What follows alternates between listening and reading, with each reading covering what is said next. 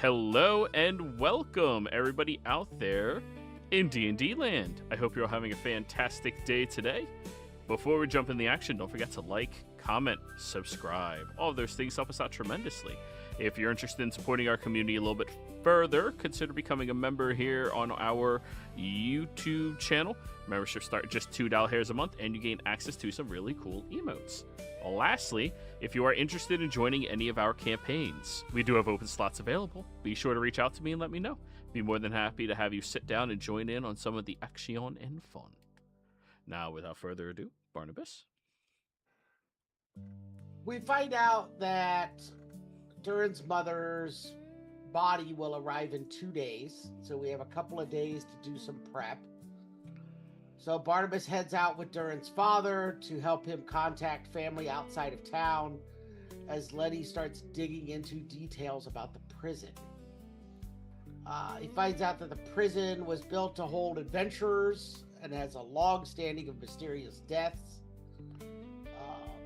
And her deaths by the Hell's agents required quite a few steps for them to be able to accomplish. And at least one either missing or cooperative guard in order to pull it off. He also runs into some reports about Durin's mom blocking inbound oil company money into the prison. So Dresley, finding that out, sends Harrison off to research the Hells Angels. I don't think we've heard anything back about that yet. Barnabas, with Durin's father, learns that Hell's Agents. Yeah, isn't that what I said? I saw angels, didn't I? Or did he? Okay, I thought it wrong. You said it right. Okay, I gotta say, I thought I said it's it right. It's a very easy. It is.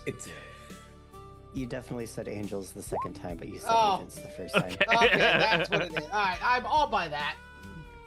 I know I got it right at least once. 50% of the time, it works every time. We find out that Durin's mother is from a religious family, worshippers of Eldath, though she herself was not religious anymore. Her mother is actually a priestess, and his dad is pretty concerned that she won't actually come to the funeral because she wanted to be buried in an old dwarven tradition, not a religious tradition. And he figured that was going to annoy her. Barnabas decides not to try and talk them into it, and instead sends Emmerich and Sammy as ambassadors to the group, I guess, to go try and talk them into it. So they head down there. They meet all of her family. It takes quite a bit of convincing on Emmerich's part to get her to agree. But they do finally agree, and they hop back on our airship to start heading back to us in Spellington. So the only person Barnabas ended up actually having to connect to was Uncle Keg, who Barnabas felt had kind of a really low-key response to the whole thing, but didn't really get any farther than that. But he said that he would arrive.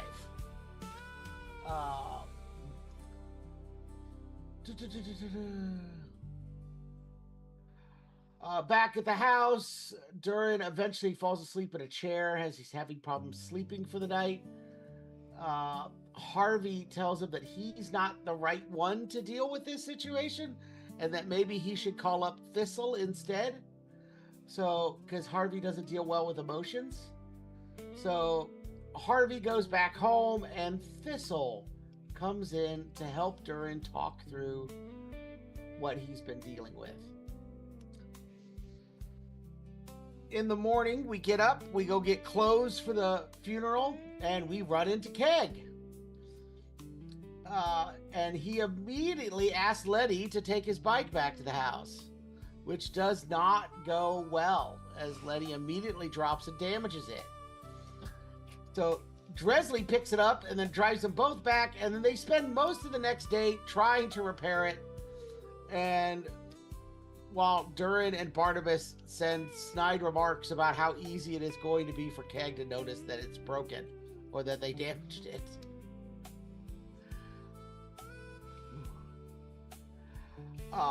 Once Emmerich and Sammy arrive with the family, we have a brief meet and greet. They all just assume they're staying in the house, so most of us have to give up our rooms to them. The grandmother goes to Sammy's room, which is covered with all the iconography of her goddess.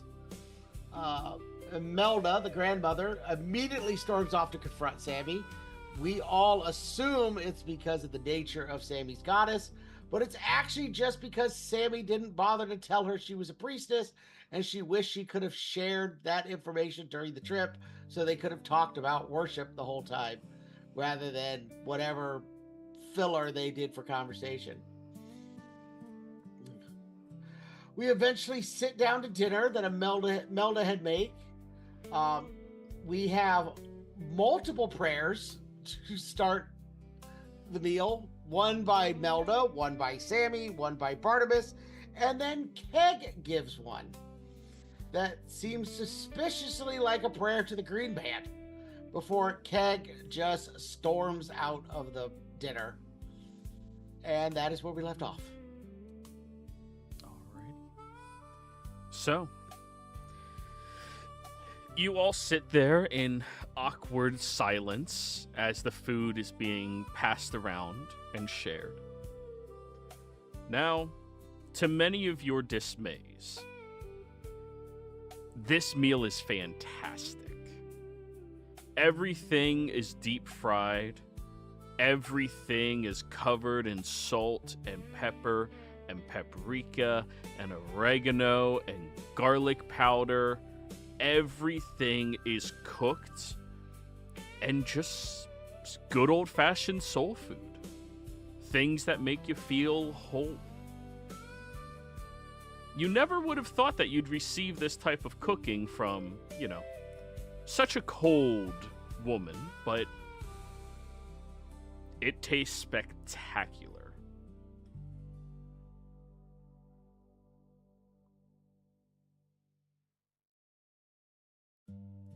Is there anything you all wish to do during the dinner?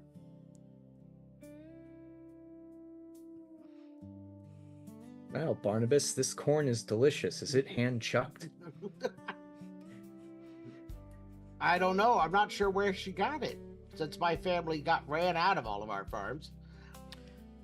I got it from the Goodleaf Farms, since that is also your land. It was. Yes. Till my father lost it. Yes, that was not a topic I felt like was appropriate to bring up at the dinner table, but yes. And it was hand-shucked. It's actually a unique technique I use, where you heat it up just a little bit, you cut off the one end, and you start pushing against the others. That's why the one end is a little bit crumped, but it also shucks it far more quickly. And then after that, you take a stick of butter, and you apply about half of it per corn. Then you apply about half of it per corn. Oh, geez, yeah, now you know we're in the 90s. Half a stick of butter per corn. ear of corn. Yep. Sounds light. And that's why a lot of people had heart attacks. Yeah. But that's also why people were happy.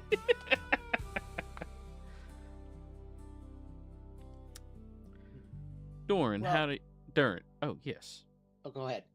Durin, how do you like the meal? I believe this is the first time you're ever tasting our cooking. I mean, it's different, but it's good. I'm glad it pleases you. Are you the culinary expert of your family? Well, I don't like to brag. Oh. But Well, yes. If you would like, after dinner and dessert, we have a cobbler cooking right now. I'd be more than happy to share a little bit of my recipe book with you. Oh my god, I would love that. She smiles, very, very happy at hearing that. And then while we're sitting down, I can also go over, the religious significance of all the meals in there. I mean, all right. What's a cobbler? Is that in You've character never or had a out? cobbler? That was in character to whoever I'm sitting next to. I don't remember I know. what seating arrangements. You are seated next to Durin's granddad, who he turns to you and just baffled. It's a blessing of the gods, is what it is. Presley, I have failed you if you have to ask that question. It truly is. But we didn't have our usual assortment of fruits, so we had to improvise. Yes, a peach cobbler. And I also noticed that the only ice cream you had in the place was that frozen ice cream stuff, so I took the liberty of whipping up some homemade. Oh, Wouldn't that- heck yeah. Wouldn't that take hours? And All right, I now know the next thing we need to purchase on top of the onion is a ranch. We need fresh cows. You know, I have to fix how we're running all the land-based businesses out in Ohio, so I'm probably just gonna get on that.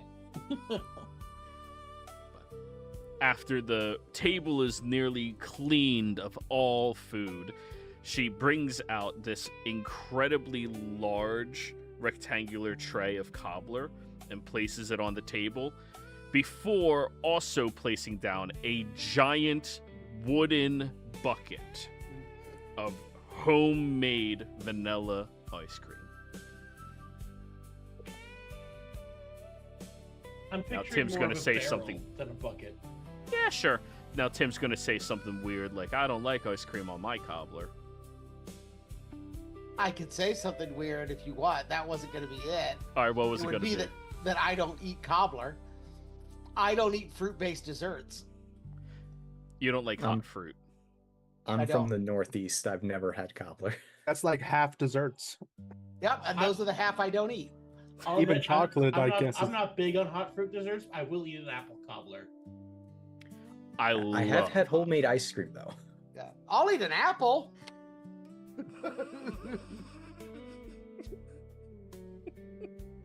I'm happy. You'll eat an apple.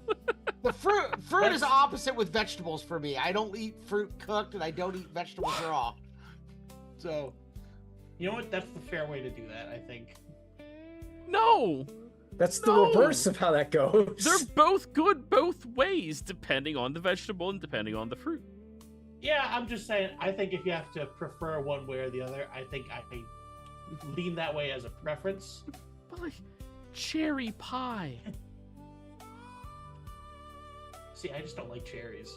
I assume you still like pumpkin, because that's not really pumpkin, it's more of a puree. Yeah. I don't eat pumpkin pie either. That's kind of why I go for things with apple in them. I can't. Sometimes. Okay, so she will force each of you to have a plate of this cobbler with at least one scoop of ice cream. Durin, you get 2 scoops. Hell yeah. Well, Barnabas will eat apple cobbler or peach cobbler, just not me. Dresley, I need you to give me a charisma save when you eat cobbler for the first time. Homemade Southern woman cooking cobbler. So clearly this is a charm effect. No, I mean, Southern charm is a thing. I'll allow it. It's a 15. Dresley, you really have bad. never tasted something so incredibly soft and sweet, with that tiny bit of tart and that beautiful crust on top that has this sugary glaze and the seasoning is just perfect. You have never experienced a dessert like this. Oh my god, thank goodness all my clothes are magic. I don't understand what that means, but I'm glad you like it, little Fey boy. Oh, it's because they adjust to my size. Oh, okay, yes. Good boy.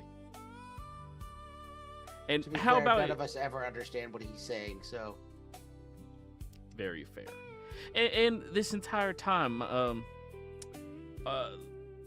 Emrix was your name, right? Yes. How have you been enjoying the meal? Oh, it's all so good. And he's taken like a couple of bites here and there, but he's like eating super slowly. She'll just look at the plate and nod. Well, you're not allowed to get up from the table until your plate's clear. Is that a joke? You're about 5 more pounds. You look over for confirmation, and her daughter shakes her head no. Oh God. And how Good about thing I you? was in track. And how about you, Lenny? Lenny hears that he's not able to leave until his plate is empty, and by this point he's refilled his plate more than once, and he's just like, uh-oh.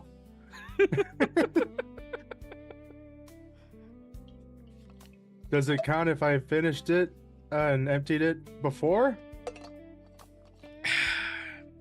Y'all Northerners. You need to get stronger constitutions is what you need. You're going to be taking that plate and you're going to be eating it for breakfast. With a corn in one hand and chicken leg or something in the other, he goes, you're right, yeah, because I read a book about that. I actually got better with it. Just take a bite out of the corn. You learn to get a lot. Yeah, you get a lot out of reading books, you see. Yeah, you put the meat into the milkshake and it gets all soggy. It goes down easier.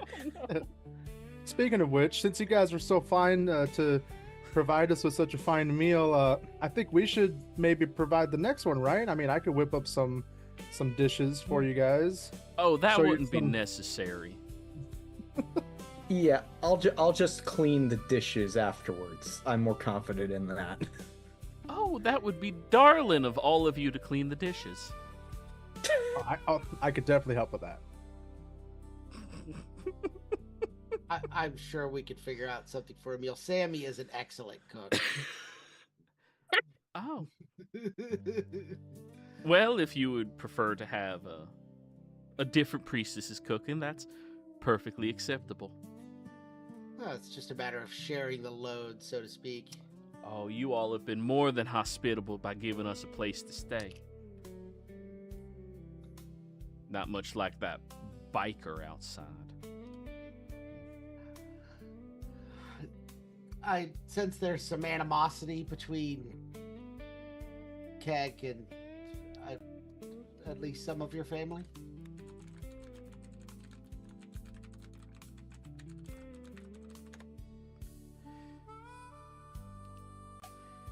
He's a piece of work. But we're not here to discuss any... We're here for family. Not a rebellious, spiraling, life and crime-having, drug-using delinquent.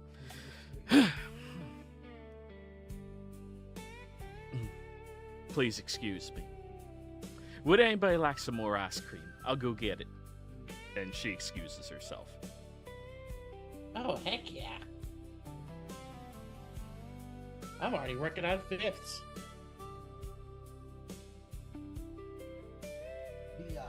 Do any of the rest of the family dress as clergy, or is it just her? She's the only one dressed as clergy, but they all wear symbols of their faith. You know, Yeah, just so crosses. they all follow the religion. Yeah.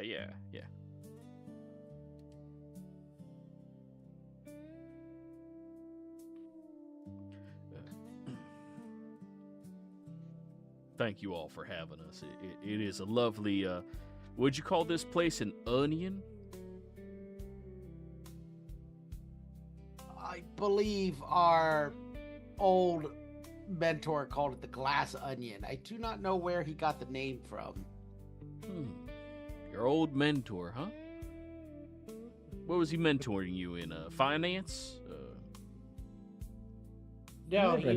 he was our teacher at the school. Which? Oh, you mean your college Eh. studies? Adventuring school. Oh. Y'all are adventurers. Yeah. Yep. Damn, that is awesome. That is incredible. You guys are, all of you are adventurers? Dresley pulls out his badass badge. Yeah, licensed. Would you look at that? That is amazing. Oh. Do you mind if I set up a home office for all of you on our ranch? It would do wonders for our taxes. I can't guarantee we'll be down there to use it all of the time. But Well, yeah, sure, I we're would, in the I would area. hope you come down. Yeah. Darren, you're more than welcome to come down. We're family. Whenever. Oh no, it's just hero business keeps you busy and moving. All right, just don't be too busy. No, fair. Wow, I can't believe we got adventurers in the family. Then you hear something fall in the kitchen. Uh-oh. Is that a we should check on it, Paul, or is No, it a... no. She sorry, honey, we're talking about their friend, Miss Sugarbutch. Don't mention to your grandma that you're adventurers, please. She views the lifestyle as a delinquency, but paid delinquency. I mean, is that? Huh. I don't know. When we saved a whole city not too long ago, I don't know. Oh, if we do that. I understand, but old horses and new tricks. Oh, I get you. Yeah. Did you just call mine old horse? If you say anything, I'll tell her about the Christmas dinner back in '89. Understood.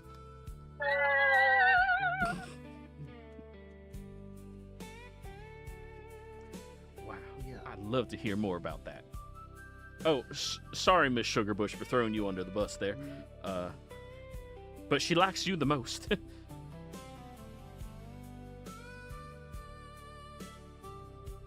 Sammy might still be AFK. All right. No, sorry. Well, that's very flattering. I like her too. That's sweet of you to say. That is exactly how he's gonna phrase it. I have no idea what's going on. I'm so sorry. No, you're good. The party just leaked that they are adventurers, and Grandpa is impressed. Grandma, however, apparently doesn't like it because she views them as heathens and delinquents, but paid. So to save Durin from that treatment, he threw you under the bus. Oh, cool. All right, that's fine. I'll take it. Sorry, I'm doing my sun lamp right now, so I didn't want to be on camera. You're good. Sun lamp it. There is some truth to the whole paid delinquency thing, though, I have to admit. Yeah, especially if we tell them our mentor was Gildarts. He kind of exemplifies paid delinquent. Your aunt starts beaming. Wait, you mean most handsome man of the year, 85, 86, 87 in a row, Gildarts? I'd have to check, but sure, maybe. Oh, I have every copy of him being in Heroes Magazine.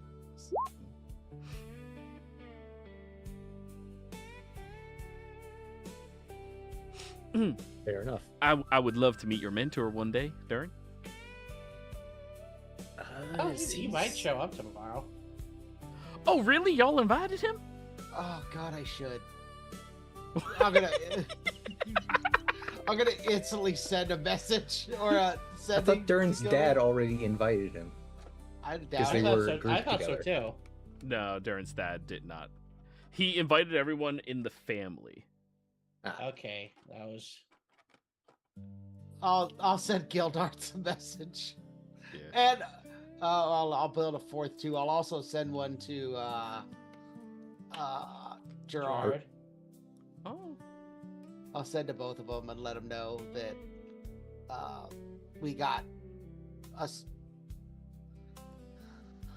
surprise notice that Durin's mother had been killed while in prison, and we'll be having a funeral for her. I'm assuming it's tomorrow at this point. Yeah, it's tomorrow. Yeah, sorry for the If you short can notice. make it, you're free to attend that jazz. It'll be No. in Spellington. I will ask because they were the same adventuring party.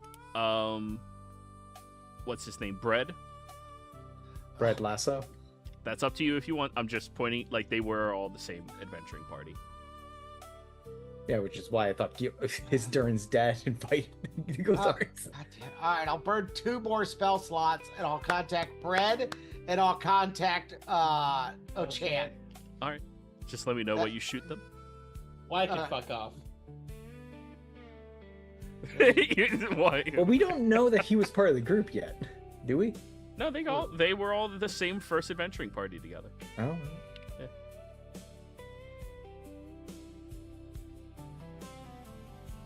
Pretty sure it was Ochant that told us.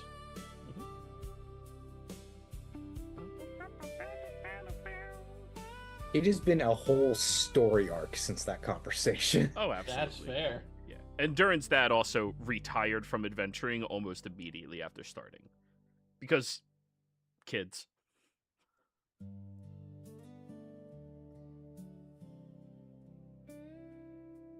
He wanted to be a present father. And a drug lord. Well, I mean, that's how he made his living, right? That's just... Yeah.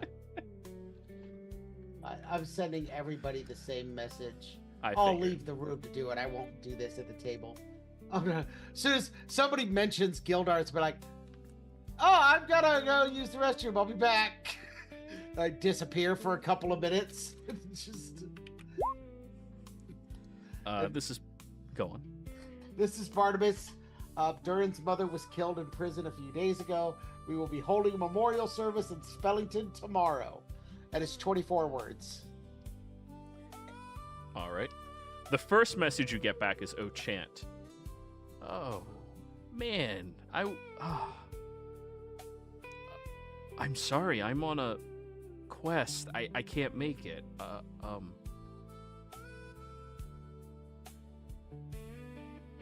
I'll make sure I have a gift there tomorrow.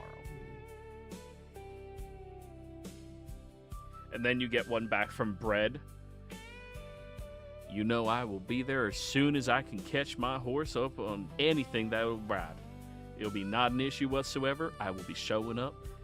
And make sure you give Durin a big old hug from me. Gildarts will reply. Okay. That's He what I always knows expected. exactly what to say. It was those three, right? Was there another one? And Gerard. Gerard. Oh. Yeah, I'll try to be up there by noon. I'll be at the Onion. If you're already at his place, I know where it is.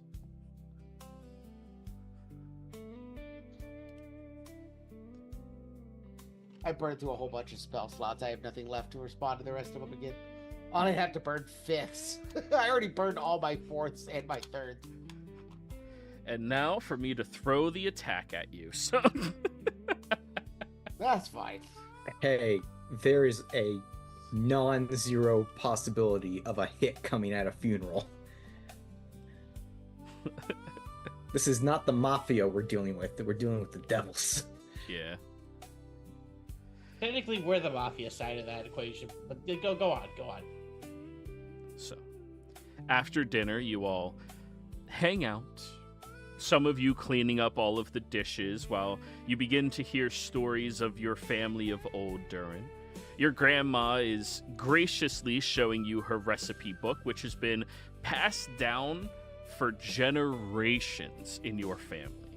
And she is expressing that you know, if you end up following Eldath a little bit, maybe you'll be the one she leaves the book to when she passes. But all the recipes do look absolutely delicious. Just passing over her other daughter and son, just straight to the grandkid. Well, neither of them cook. It's all about passing it on to who actually cooks. It's typical adventuring party. Rarely does somebody have cooking proficiency. Or Durin, roll me a history check, though. History. Oh, damn, 19. Ooh. What is the one main meal, like dish, and one dessert you want to memorize from the book without having to be religious? Ooh. Think straight southern soul food, man. No, ooh, I'm gonna have to think about that for a minute.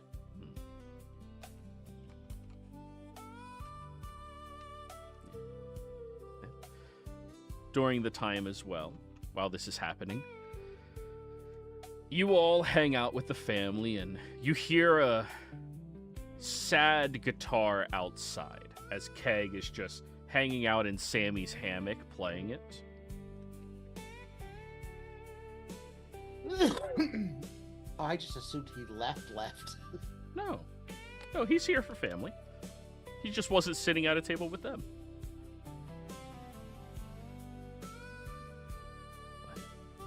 As the evening continues along, eventually you all find yourselves in a place of stomach-wise filled bodies and souls as you go to whatever closed-off location you have to. Oh, you're going for ribs? Apple pie and ribs. Yep, you don't need to know how to cook anything else. If you know those two, you're good. But you all head to your respective temporary housing locations. Sammy, when you get outside, you see Uncle Keg is currently hanging out in your hammock, playing his guitar. Oh, I'm sorry. Is this your spot? Hey, no, you do you, man. Nah. I'll need it when I go to bed, but yeah, it'll be a while. Alright. It's just kind of like this one more, you know? Garden, sky. Oh, yeah, man. Absolutely. You got good taste on that one. Hey, it's simple. They never had a bad night in a garden.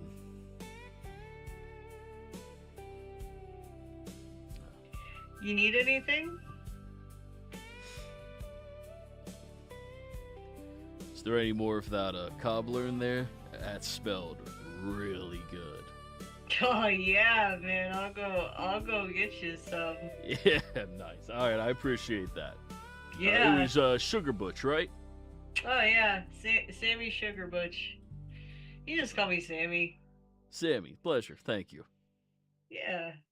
Do you belong to the Great White North Sugar Butches? Yeah, yeah. Yeah?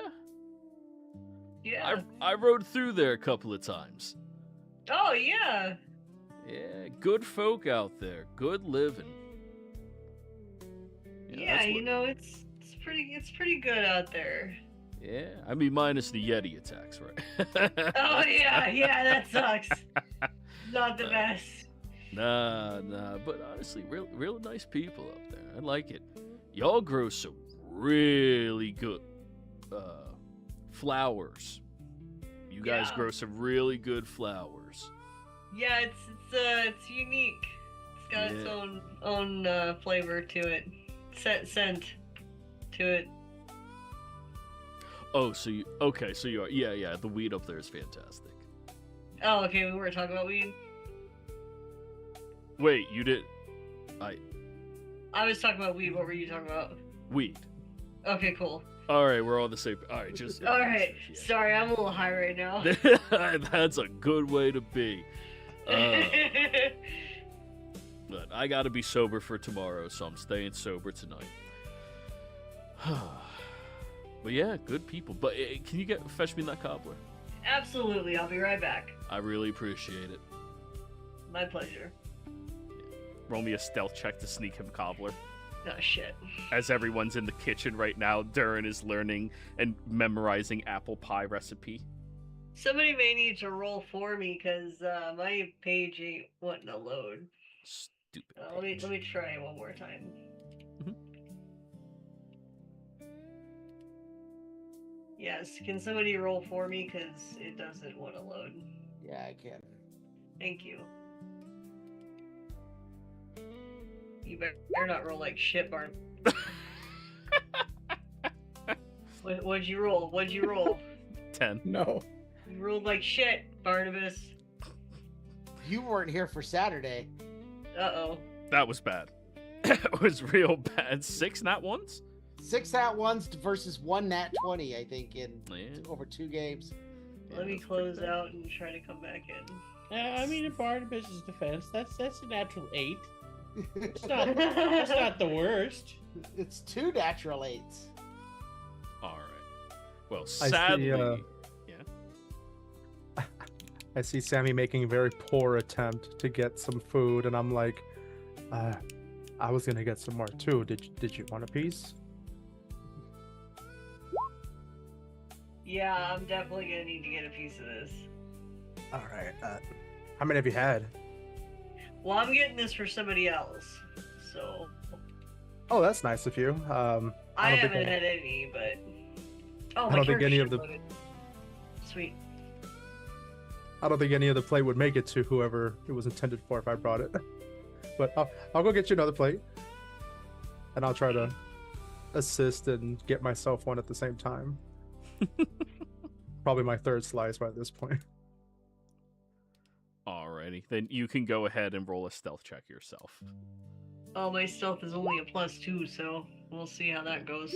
So, All right. as Sammy got caught very quickly. okay. Oh, sorry, you were rolling again. Oh, my bad. Oh, my apologies. You're good. Was- You get caught as everyone starts interrogating you for what you were doing, but Lenny, hiding behind you, steals the other half of the cobbler and runs out the kitchen. So after you get reprimanded that if you were hungry, you eat when we're all eating together, and you need to wait until breakfast or else you're not going to sleep through the night and you're going to get gassy, and nobody likes a gassy person at a funeral. That is actually the worst. I mean, it cuts the tension if it's in a church, though. That's funny. You guys ever heard somebody fart in a quiet church? It is the funniest sound in the world. It echoes so well. But yeah, after getting reprimanded, Sammy, you meet up in the hallway where the once was half a cobbler, now at this point a little bit more than a quarter of a cobbler, with Lenny there.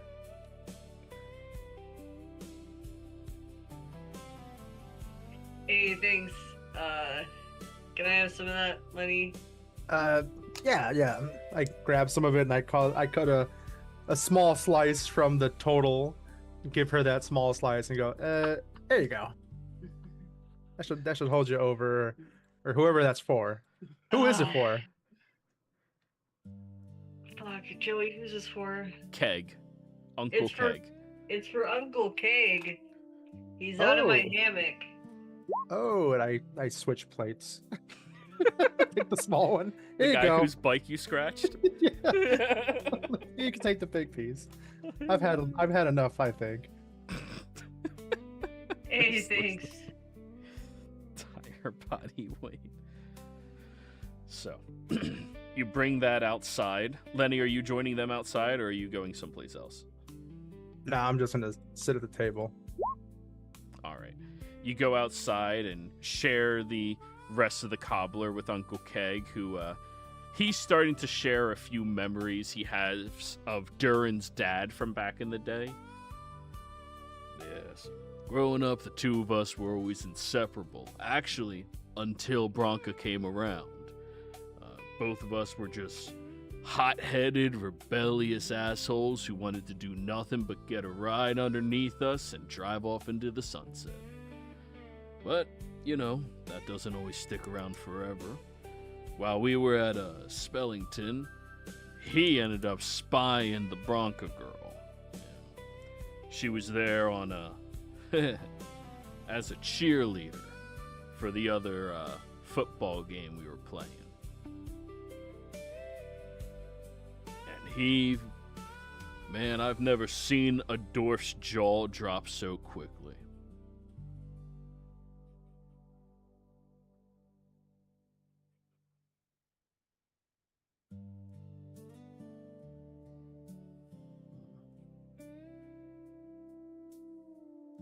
Wait, are you? Yeah, I'm talking to you, Sammy.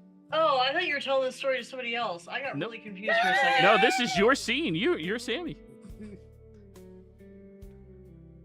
Oh shit! I thought somebody else. I thought he was sitting there talking to somebody else. No, just Fuck. talking to you. Sharing a Oh. cobbler. You brought him Hanging the out. food. Yeah. God, I Well, gave no, you the I good thought stuff. I walked up on him having a conversation with somebody else. No. At the beginning, I said, as you two start sharing the cobbler, he starts sharing stories. Oh, god damn it! You're good. So yeah, he's talking about how Durin's dad was a super rebel like him. Yeah. Okay. Oh no shit, man, that's crazy. Yeah. But, you know, he fell in love with her, and, you know, I knew it was real, because back then I was a real asshole, you know. The type of guy that, you know, parents warn you not to let your daughters near. Ah, Yeah.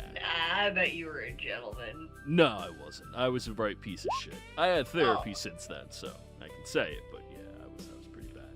But yeah, when he started oogling at her, I made a sly comment, and usually he would just laugh it off with me, you know? Not really being a part of it, but accepting it. But this time, when I looked over at him to see his sheepish smile, I caught a hook to the fucking face, man. Oh shit! Yeah, that guy. Whew, Not when he messing feels around. something. When he feels something, he feels it with his whole body. So he took that as a personal offense.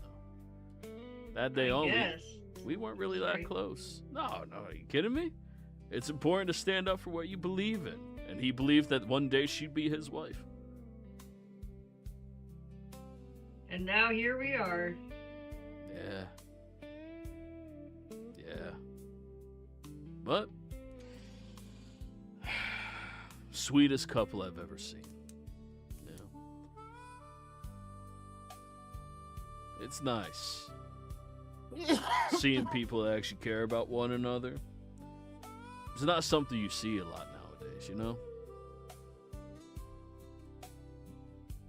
Yeah, it's pretty special. Yeah. It's good to know that some people try keeping the faith of love going, you know? Yeah. Alright. I'm gonna break into Durin's bus. Sleep there for the night. Ugh. Alright, sounds good, man. If you need anything, you give me a holler, alright? Will do. Appreciate it, Sammy. Have a good night. You too, man. Sheets are in there. Oh, that's nice of you, Durin. So. Morning rolls around. The day of. You all go through the phases of making sure everything is in proper order. You receive Gerald, who flies in on his private jet right over top of the Onion, wearing very shiny, all black clothing other than a red tie. You also receive Bread, who meets you over by the port, who similarly is dressed in a mourningful outfit. Oh yeah, I should probably show you guys who've never met Bread before Bread. Oh, you're gonna love Bread. He's one of my favorite NPCs. It is exactly who you think it is. Bread Lasso. Little halfling guy who's just making sure everybody gets to where they need to go and know exactly how loved they are. So, as you all are meeting up with Bread, he'll approach over to you, Emrix. Excuse me, are you Emrix, the recently graduated bard? Yes, I am. It is an absolute pleasure to make your acquaintance. My name is Bread Lasso. Pleasure. Hi. Should I call you Bread or Mr. Lasso or what do you please. prefer? Mr. Lasso is when I get a few more grays stuck in my hair. You can still call me Bread for the time being. All right. And how about you? Would you prefer me to call you Amrix, Mr. M, Big Rix? What do you like? Emrix is fine. Amrix is fine. All right, then you will be Emrix from here on out. Hey, I heard about you in the most recent exam. You went in solo? Sure did. That is quite an impressive feat, especially considering was- Gildarts' dumbass was the one running all that. Oh boy. He also trained me, so. Oh, see, he didn't mention that to me. Yeah, you know, back in the day, he and I used to adventure together. Yeah? Oh, yeah. All of us, we were a right happy family. Well, I shouldn't really say happy. Many of us weren't really that happy. But we all stuck to each other and made sure we had each other's backs. It was a glorious time for all of us. And you know what? He's proven to be pretty damn good at training people right. Well, that's good to hear. You must have some stories. I got some stories that'll end up getting me put in jail, but I'm more than happy to take that risk. Oh, that's an unfortunate joke given the circumstance. Nobody else let's heard just that. rewind. It didn't happen. Beep boop bop boop boop. I'm in for it. All right. But yeah, congratulations on that. Do you know if you're going to be taking a specific field of barding as your inspiration for what you want to do with your career? I have no idea yet. No. I'm licensed for now, and that's good enough for me. Hey, we all got to start somewhere. Hey, if you ever need help trying to figure it out, you make sure you reach out to me and let me know, all right? Will do. Thank you so much. Yeah, no problem. You may roll a history check, Emrix. Sure.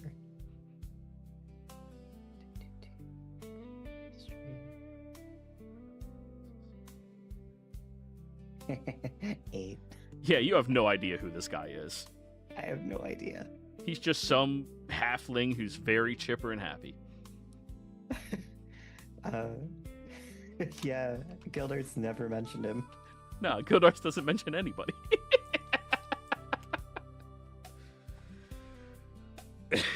He's not even that old.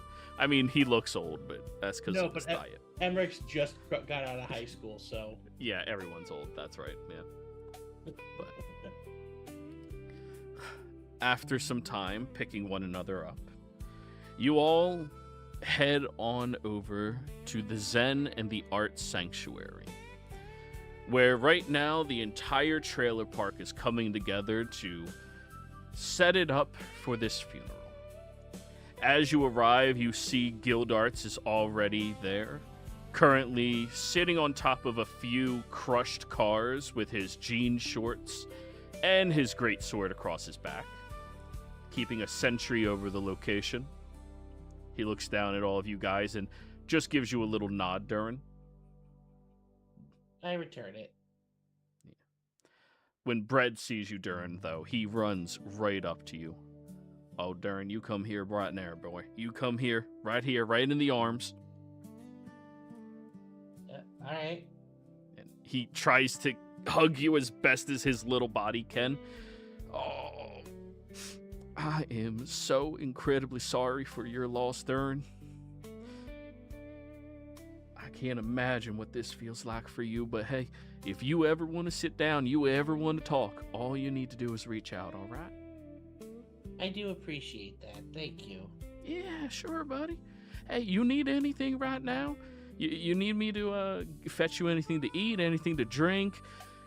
Do you want me to start planning the demise of the fuckers who... excuse me, you need help with anything? I'll let you know on that last one. That was a little bit of a slip. I apologize. But, yeah, you need anything, you let me know, all right? Will do.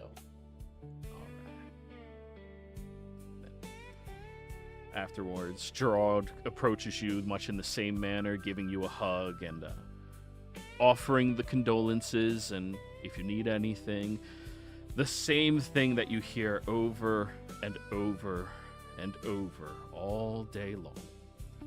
Every single person you talk to, condolences, if you need anything, over again.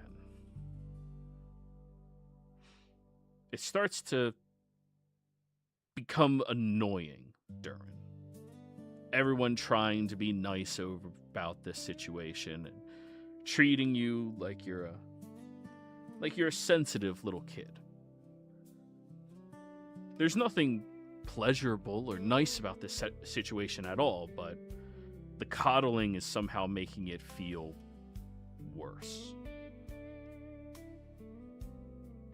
Then you feel something metallic slam into the side of your head.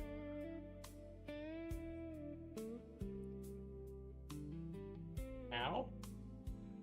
You turn and you see Gildarts is currently holding a single beer can, and there's a 5-pack now lying right beside you.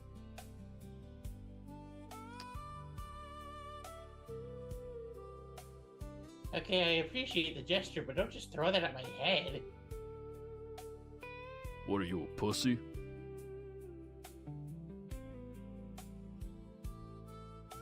I would throw it at your head to demonstrate my point, but I'm afraid of what that would do to me. It would leave you with only 4 beers. Not worth it. He'll just nod and go to drink.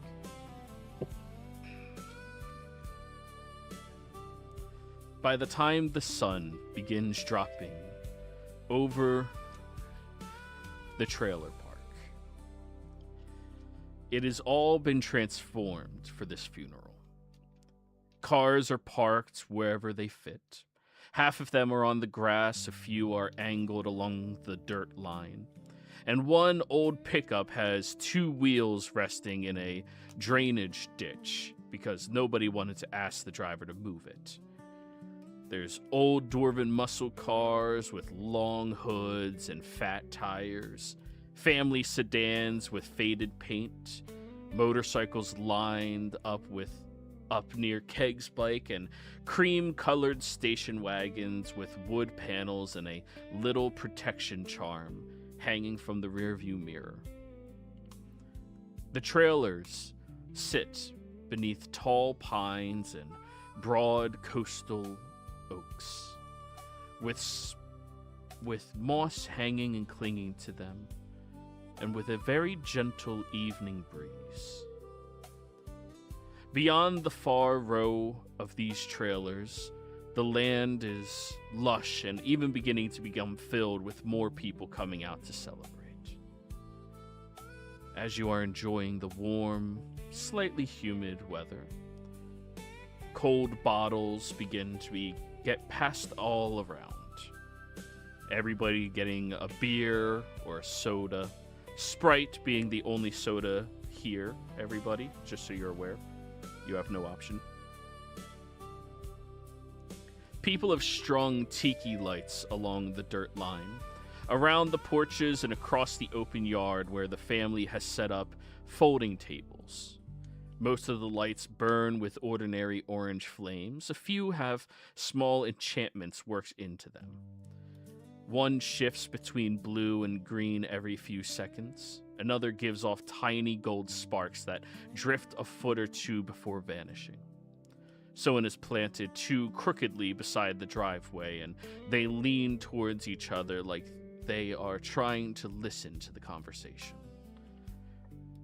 The tables are covered with plastic cloth in different colors because nobody owned enough matching ones.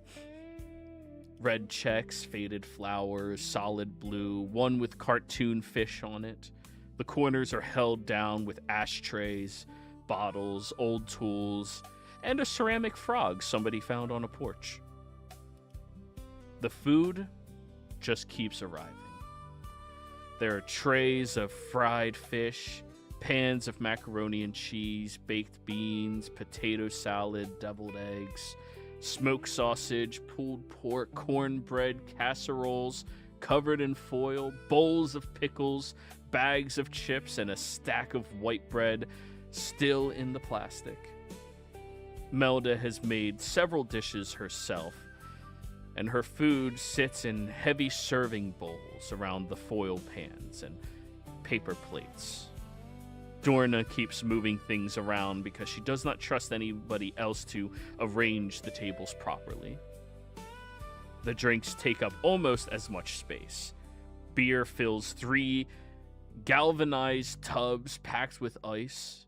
There are bottles of Dwarven whiskey, peach liquor, cheap rum, homemade wine, and several jugs with handwritten labels.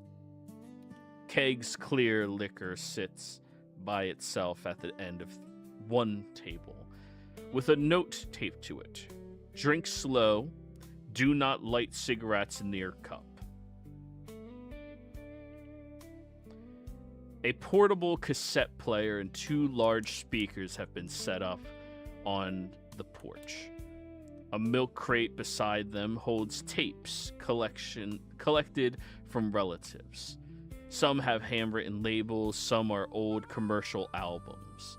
One tape has Bronca's Good Songs written across it in thick black marker, with good underlined 3 times. Lawn chairs cover the yard. Metal folding chairs, plastic patio chairs, old recliners dragged out from inside. 2 car seats removed from a van, and several kitchen chairs have been arranged in loose groups. Nobody bothered putting them in rows. People sit where they can, see family, food, and the fire. The pyre stands at the far end of the open grounds, where the yard begins sloping towards a small pond. It has been built from split oak, dry pine, and cedar boards. Old fence rails and a stack of cut lumber brought out over by the neighbors. The wood is arranged carefully, though it still looks like something built by a family with trucks, chainsaws, and several competing opinions. A broad wooden platform rests on top. Fresh flowers have been tucked between the logs along the green ribbons. Photographs and a few strings of cheap colored lights powered by an extension cord running back toward the nearest trailer. The lights glow softly as evening comes in. A space has been left beside the pyre for Bronca. People talk while they wait for her body to arrive. Some of the conversations that are taking place are about her. Others are about the family, the traffic, weather, children that they've had, and all of the new tiny features that are coming to the local area. Things that they love and things that they're hating. Then you all see a long black model from the early 80s, polished enough to reflect the tiki flames along its sides. The body is wide and square with chrome trim, dark windows, and a low engine rumble that can be felt through the ground as it moves slowly down the lane. A green ribbon has been tied beneath the hood ornament. The headlights glow faintly blue from a common night driving enchantment. People begin standing as it passes the first trailer. The children are called back toward their parents. The cassette player keeps going for several seconds before someone notices and presses stop. The sudden silence leaves the engine, insects, and the local sounds of the woods become louder than they were before. The car stops near the pyre.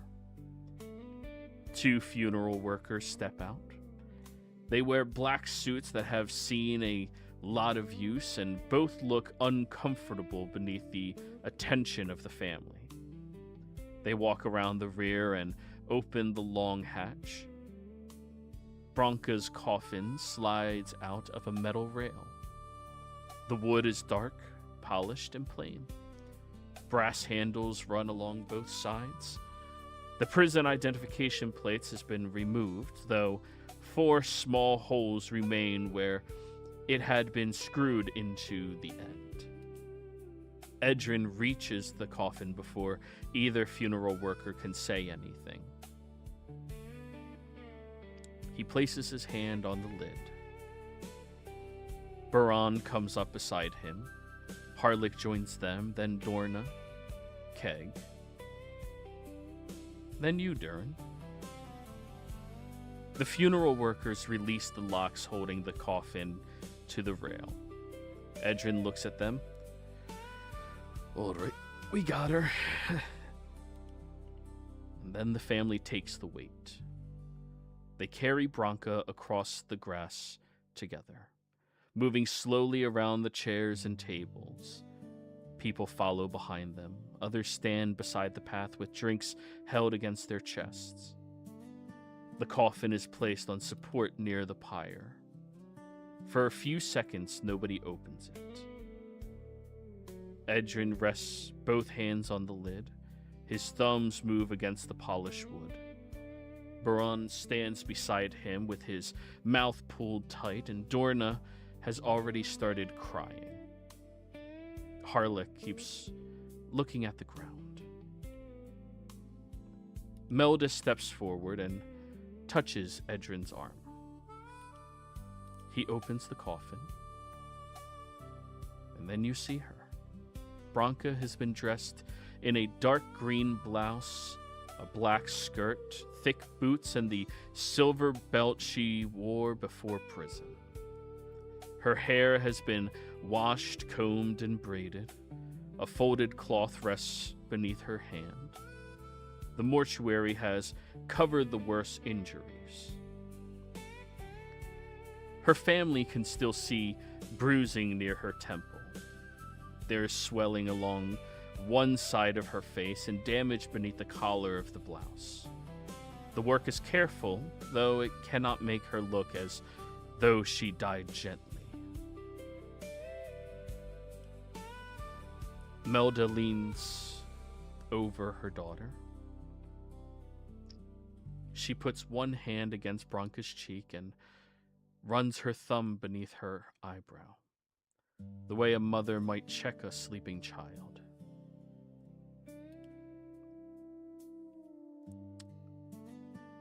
Her voice is quiet enough that only the people closest hear it. Baran reaches for Bronca's hand, and he holds it for a while. Dorna fixes the edges of her sister's sleeve, and Harlick kneels near the boots and places one hand on the coffin rim. Keg takes off his glasses and wipes them on his shirt, though they are not dirty. Edrin stands near Bronca's head and looks at her face. You always hated that blouse.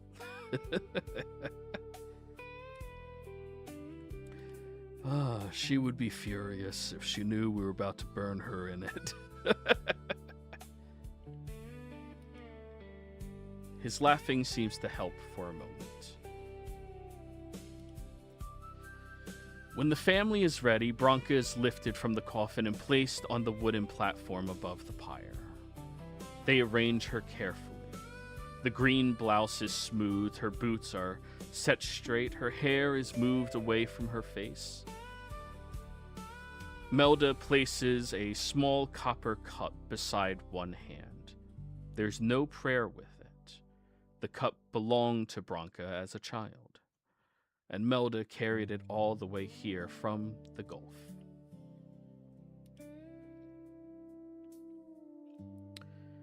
Then the family starts bringing things. Edrin places a chipped coffee mug beside her shoulder. She drank from this every morning. There are 6 clean mugs in that house, and she always dug this one out of the sink. Bron puts down a small wooden spoon. It is badly carved with a crooked handle and one side of the bowl thicker than the other. She made this when she was 7. Told me it was for stew. Thing couldn't hold water. Dorna folds an old apron across Branka's legs. You stole this from my kitchen in 72. Edrin glanced at her. She said you gave it to her. She lied. She said you'd say that. Harlick places a worn brass irrigation valve near her boots. You broke this opening the lower field gate too hard. One by one, people continue to show up and share small trinkets that they have memories with her, and if not the trinkets, the stories themselves. Keg pulls a bright green and yellow sock from inside his vest. She mailed me 6 pairs of these after I got frostbite sleeping in my truck. Every pair was uglier than the last.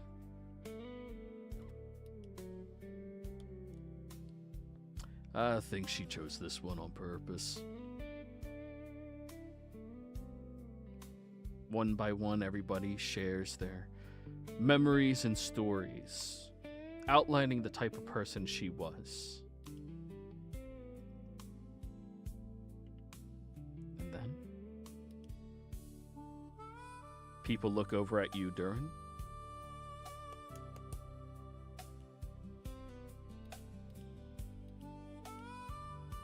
And I'll walk up to where everyone else has been, doing their little talking.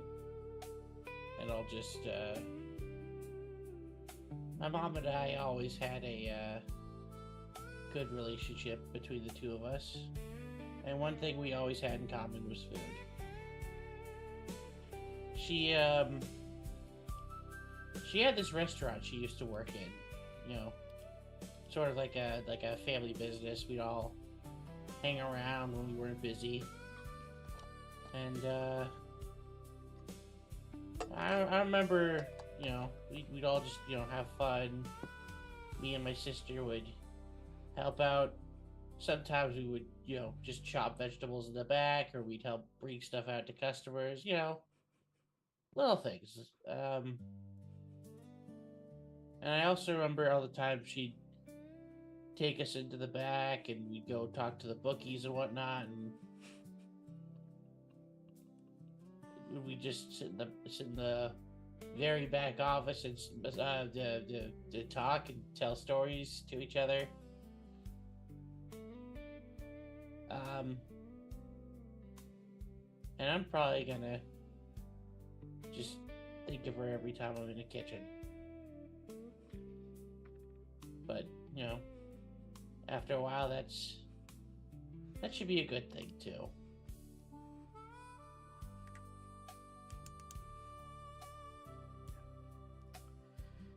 As you share that,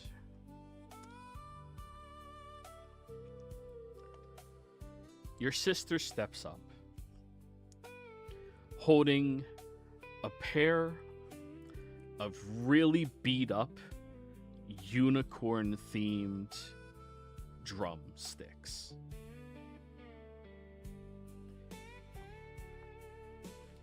She places them down next to her. She used to always get really pissed off at me for playing hers. So She bought me these ones to stop me from playing yours when I started playing yours.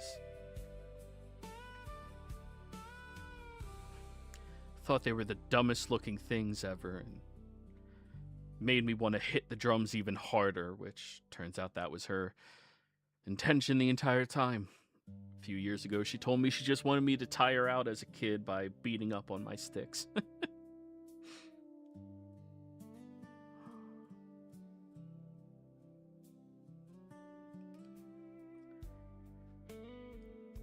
After everybody is done sharing their memories, you all step back and begin to get ready for the Dwarven Pyre procession. Everybody is handed a pair of sunglasses to put on. Many of them have their own glasses that they want to wear first. And you are all backed away from the pyre a good 80 feet before you begin to see fireworks exploding in the sky. One after another, they are sent whistling loudly and lighting the sky brightly for all of you to see. Inside of it, there are images that, though somewhat generic, are respectful and meant to be shown off in an event like this. Images of a dwarven woman dancing with a man. Images of a family being had exploding in the sky. All of them seem very purposeful in the remembrance that is taking place. And then you see one explode that kind of catches your dad off guard, Durin. Clearly not one he set up. When it explodes, there's this dazzling picture higher up in the sky than any of the others. It is the picture of all of them when they were in high school, holding up their weapons and getting ready for gym class together. You see they all begin moving around and swinging their weapons at one another as well. Gildarts, Bread backing away, and seeing your mother standing on the side, rolling her eyes, looking annoyed at all of this. It is a beautiful display that hangs in the air for about 20 seconds before fading away.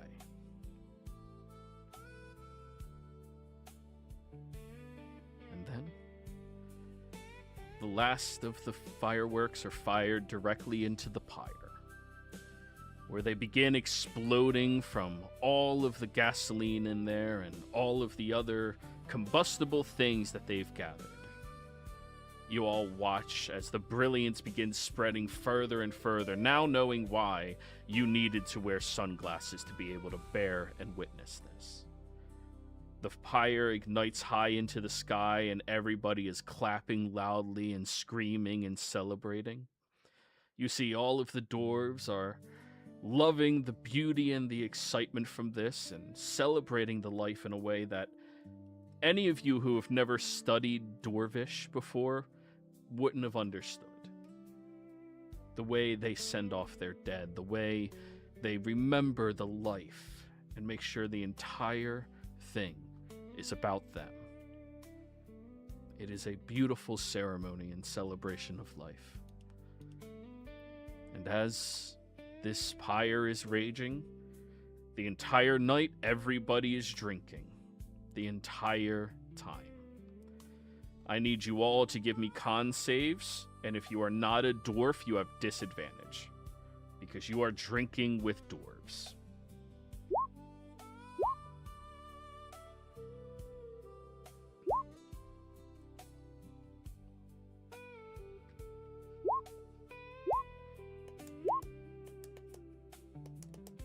Barnabas, straight roll? Oh, I'm sorry, disadvantage, you said. Yes. Fine, I'll take a 19 instead of a nat 20.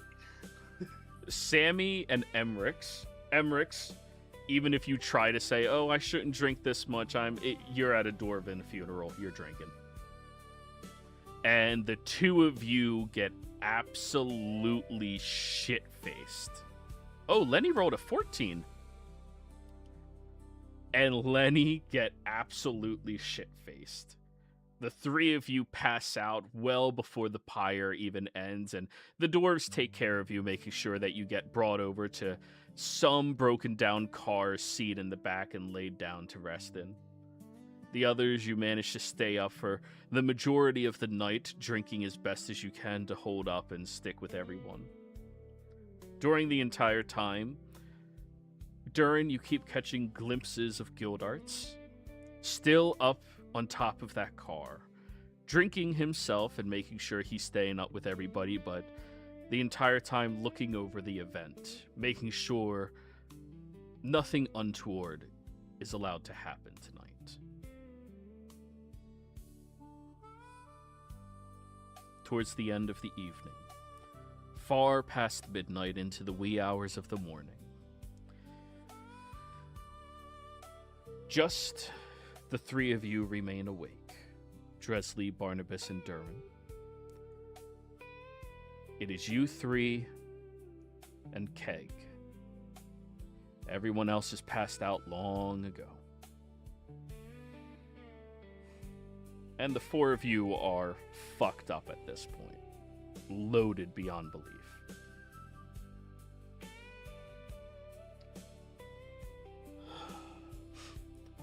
Yo, it was a really nice funeral, man. Yeah, it was good. Yeah. What's up?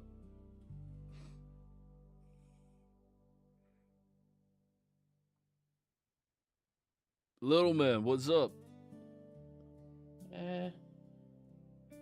Well, I'm just struggling not to say, the obvious.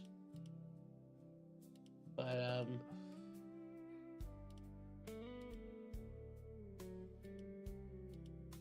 I'm gonna look into who did this. Yeah. And,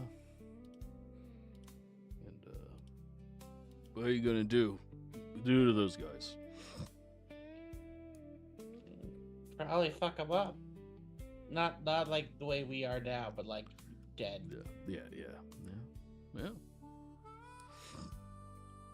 Your your buddy's gonna allow you to do that? Damn straight we are. And I grab Durin. I'm closer to you than any of my fucking siblings. We're gonna kill those sons of bitches. Yeah.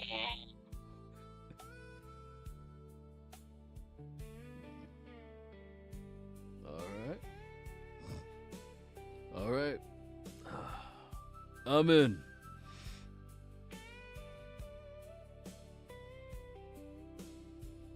Woo! We're gonna find out who those fuckers were that killed your mom. And we're gonna get one of those special enchanted fireworks and shove it so far up their fucking ass that they end up being pretty again. Yeah.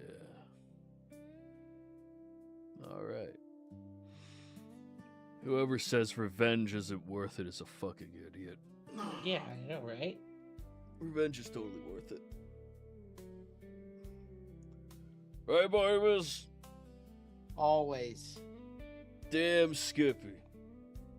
We So won't that's- just find who did this. We'll find who hired them, who enabled it. We'll find all of them. Oh shit, there's people who hired them? Looks Just a like guess. Ah. Okay. Alright, so there's gonna be a lot of fucking killing.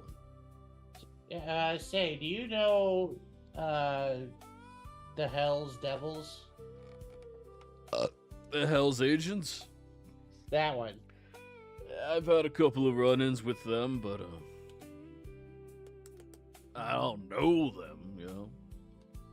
Alright, well, right now, they're the name we've got.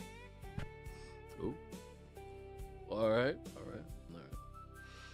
So, I know some of the local areas that go roundabouts and stuff.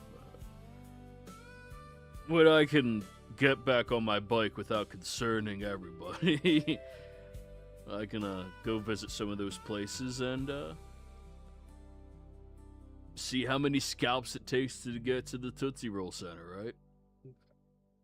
Damn Skippy. Alright. Yeah, I'm in. Yeah. Fuck it. Mom was a good woman. She didn't take shit from people, and she did what she wanted to do, Durin. Yeah, I know. Yeah.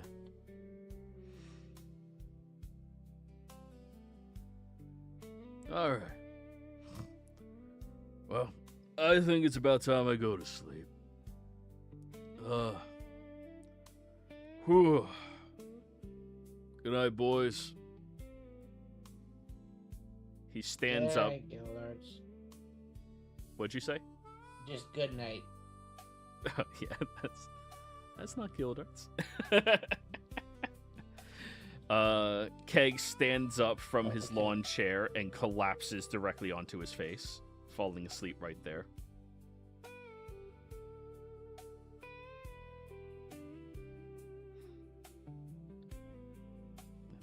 We should probably do something to help with this.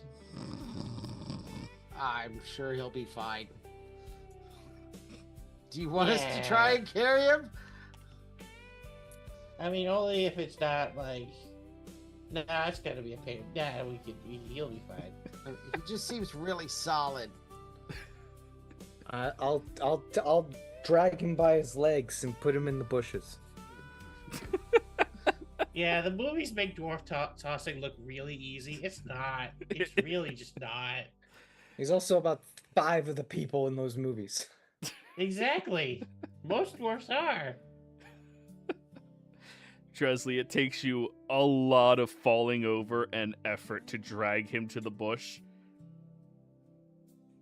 There. Now he's safe from the rain or whatever.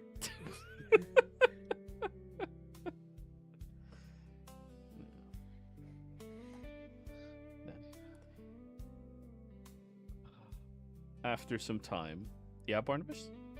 No, I was just gonna say, come on, Durin, let's go to sleep somewhere other than out here in the bushes.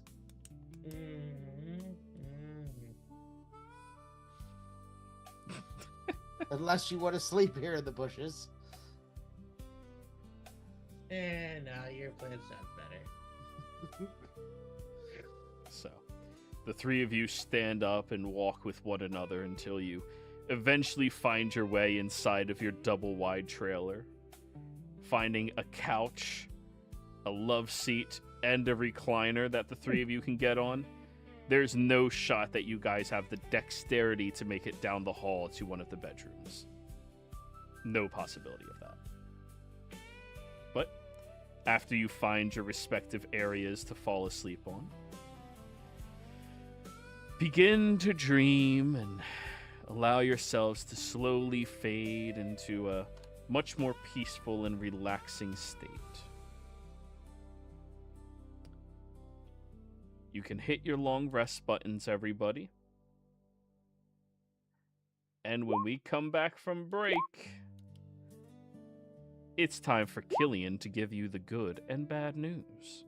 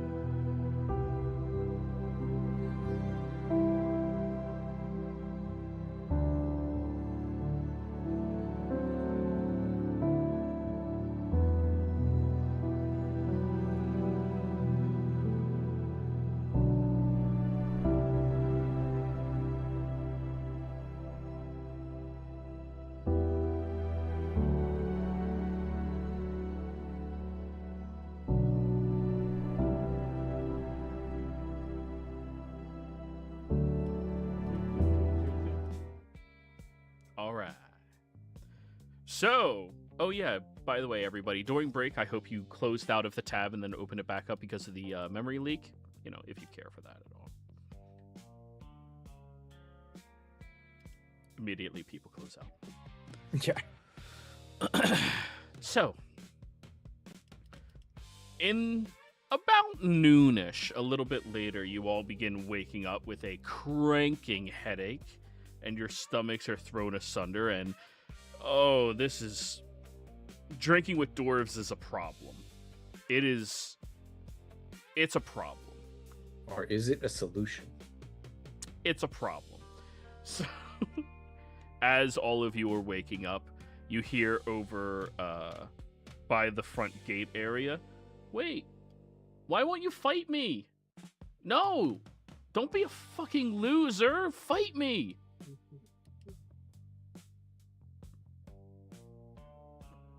Oh, I'm too hungover. I teleport to the front door. I bet that's loud.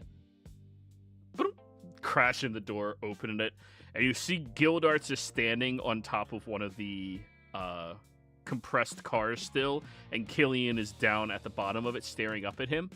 Come on! No. Why not? There's no challenge in it. But I want to know if I could beat you. You can't. But how do we know unless I fight you? Because you're still living. Killian, could you kill a dragon turtle in one hit? He couldn't. Yeah, but you wouldn't be able to get more than one hit.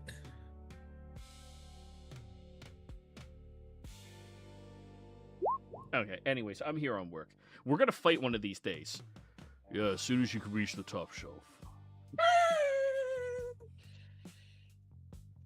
Don't make me laugh right now. Mm.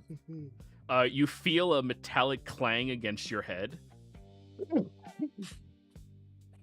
You look down, and there is a beer can, cold, that Gildarts just chucked at your head.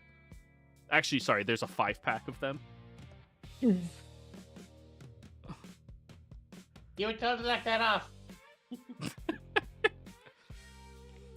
Hair of the dog, it helps. Yeah. Mm. I Secret take to 2, hangovers I is throw never the other be sober. 4 at Durin. Barnabas, you look beside yourself, and there is a pot full of your own vomit from the night before. You shouldn't have drank with the dwarves. Well, Lenny- what are you gonna do? Drink by yourselves? That's just sad, Barnabas. Lenny, Fair. you wake up, and you are currently on top of the fridge in the kitchen. And you don't know where your shirt went. Damn. Lenny didn't get a drunk lay. Well, we didn't say that. We Fact. said he woke up on top of the fridge.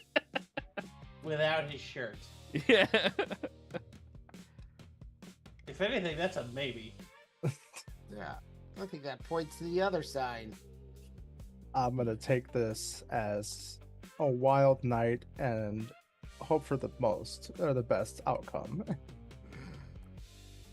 Sammy, you hear a lot of people arguing in the room next to yours as you are waking up inside of the bathtub.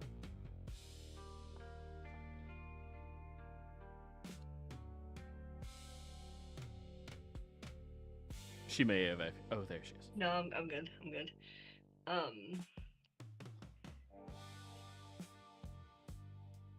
no. No, I just lay there.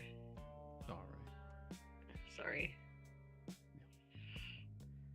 All right. Good morning, guys. How are you? Hi. Wow, you guys look like shit. Killian very loudly to all of you starts talking. This is, I feel like I look. So at least I'm consistent. Yeah? You guys want some raw eggs? I I'm hear gonna that's what ca- people do after they drink. I don't Okay. drink. I'm gonna cast silence on Killian. Because he's too Give loud.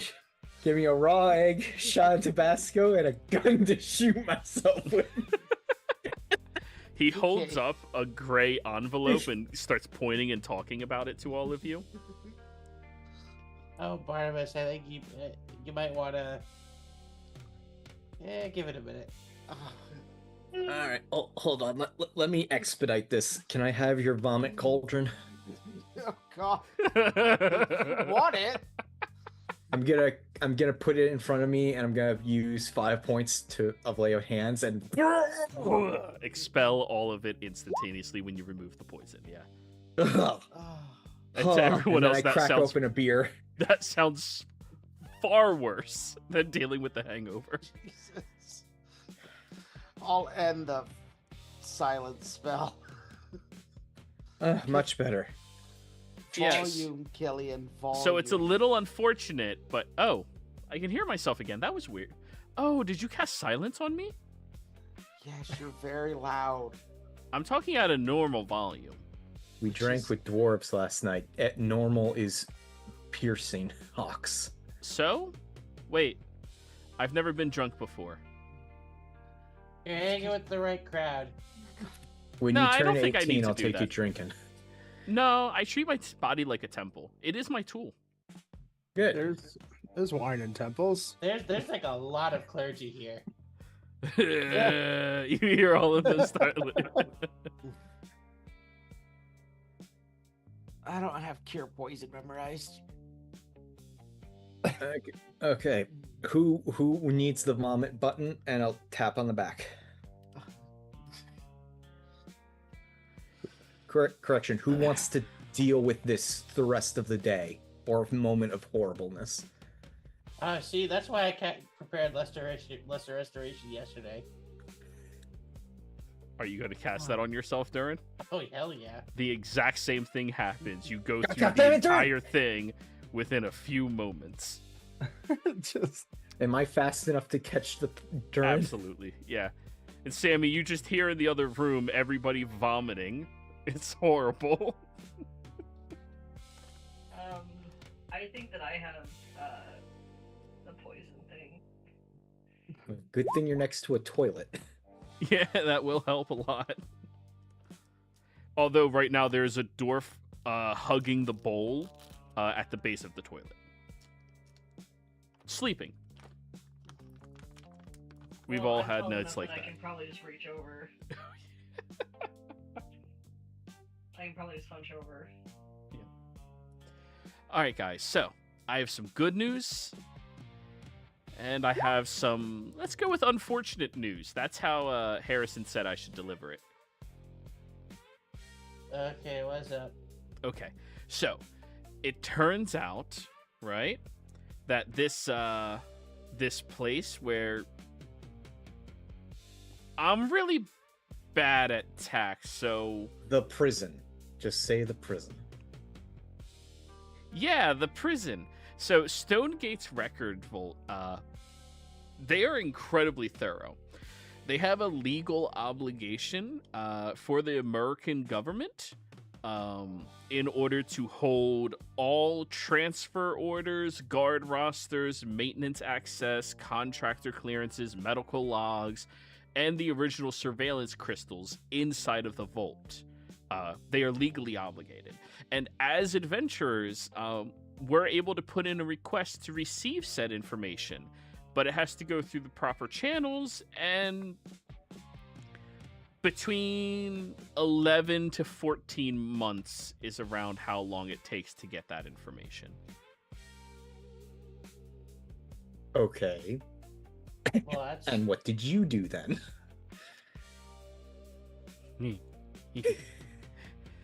He I know Killian. He didn't Pulls wait for out- permission.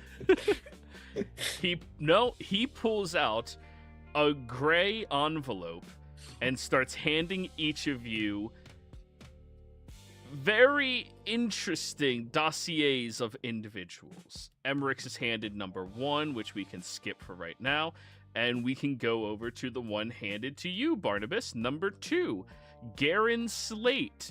Aliases is Stone Garen, Quarry Jack, or Mr. Slate. He is wanted alive with a 22,000 gold bounty on his head. Expected placement is the Cinder 3 or Violent Label Racketeering. Garen Slate was an Earth Ganassi Union enforcer who served several mining and construction crews into a criminal labor syndicate. You read all about this information on him, and you see at the bottom in very messy looking handwriting, in Crown in fact, it says deceased. Spelled incorrectly with I's instead of E's. And then you get on to the next one, which is the one handed to you, Dresley. Calry Sunwake. July Lady. She is wanted alive on a 20,000 gold bounty, with a lot of other things as well. The deceased written on hers, however, is written with pen in much better handmanship. And then Pindle Brass Button handed to you, Lenny.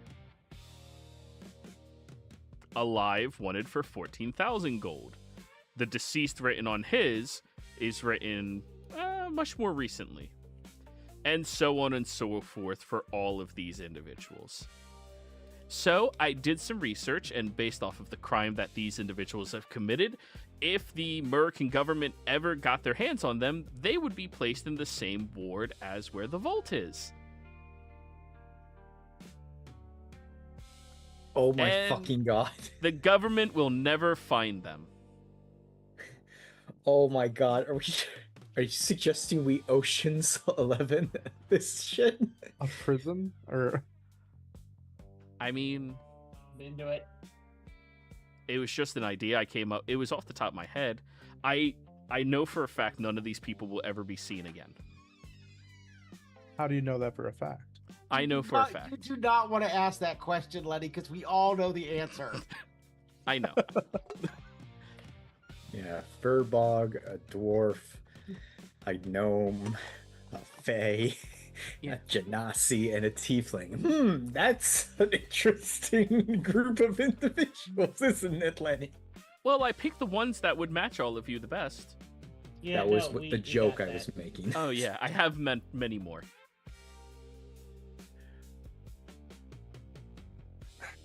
I look around and nobody else is here, I'm assuming. I mean, not there's some of conscious. Durin's family. Okay. What'd you say, Durin? I said not conscious. Sammy, in the bathroom, you were handed yours as well as you're just lying in the tub. I peruse it. So yeah, that was just the idea that popped up in my head. I mean, it seemed really important that Durin gets to murder the people who murdered his mom. So I figured I would take the initiative, and I don't mind letting some of my souvenirs go if it helps the team. Souvenirs. I appreciate that, man. Yeah. Not to mention, I make a lot of money if I can double down on the dead part. I mean, the alive part.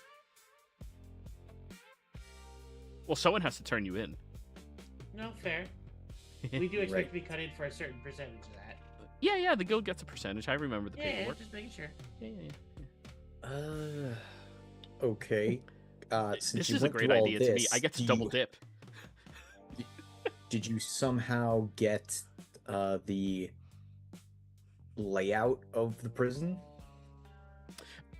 Yes, I did, but I didn't have that information ready and on hand. Harrison has it, and he can fax it over to us. Gotcha. Okay, I'm not dismissing this, but the issue is Mhm. if we go in, we're gonna have no equipment and then have to break out of a place built to keep adventurers. Well, you can always smuggle equipment in. Just got to pay the right people. Well, there you go. Durin, do Let's- you know the right people?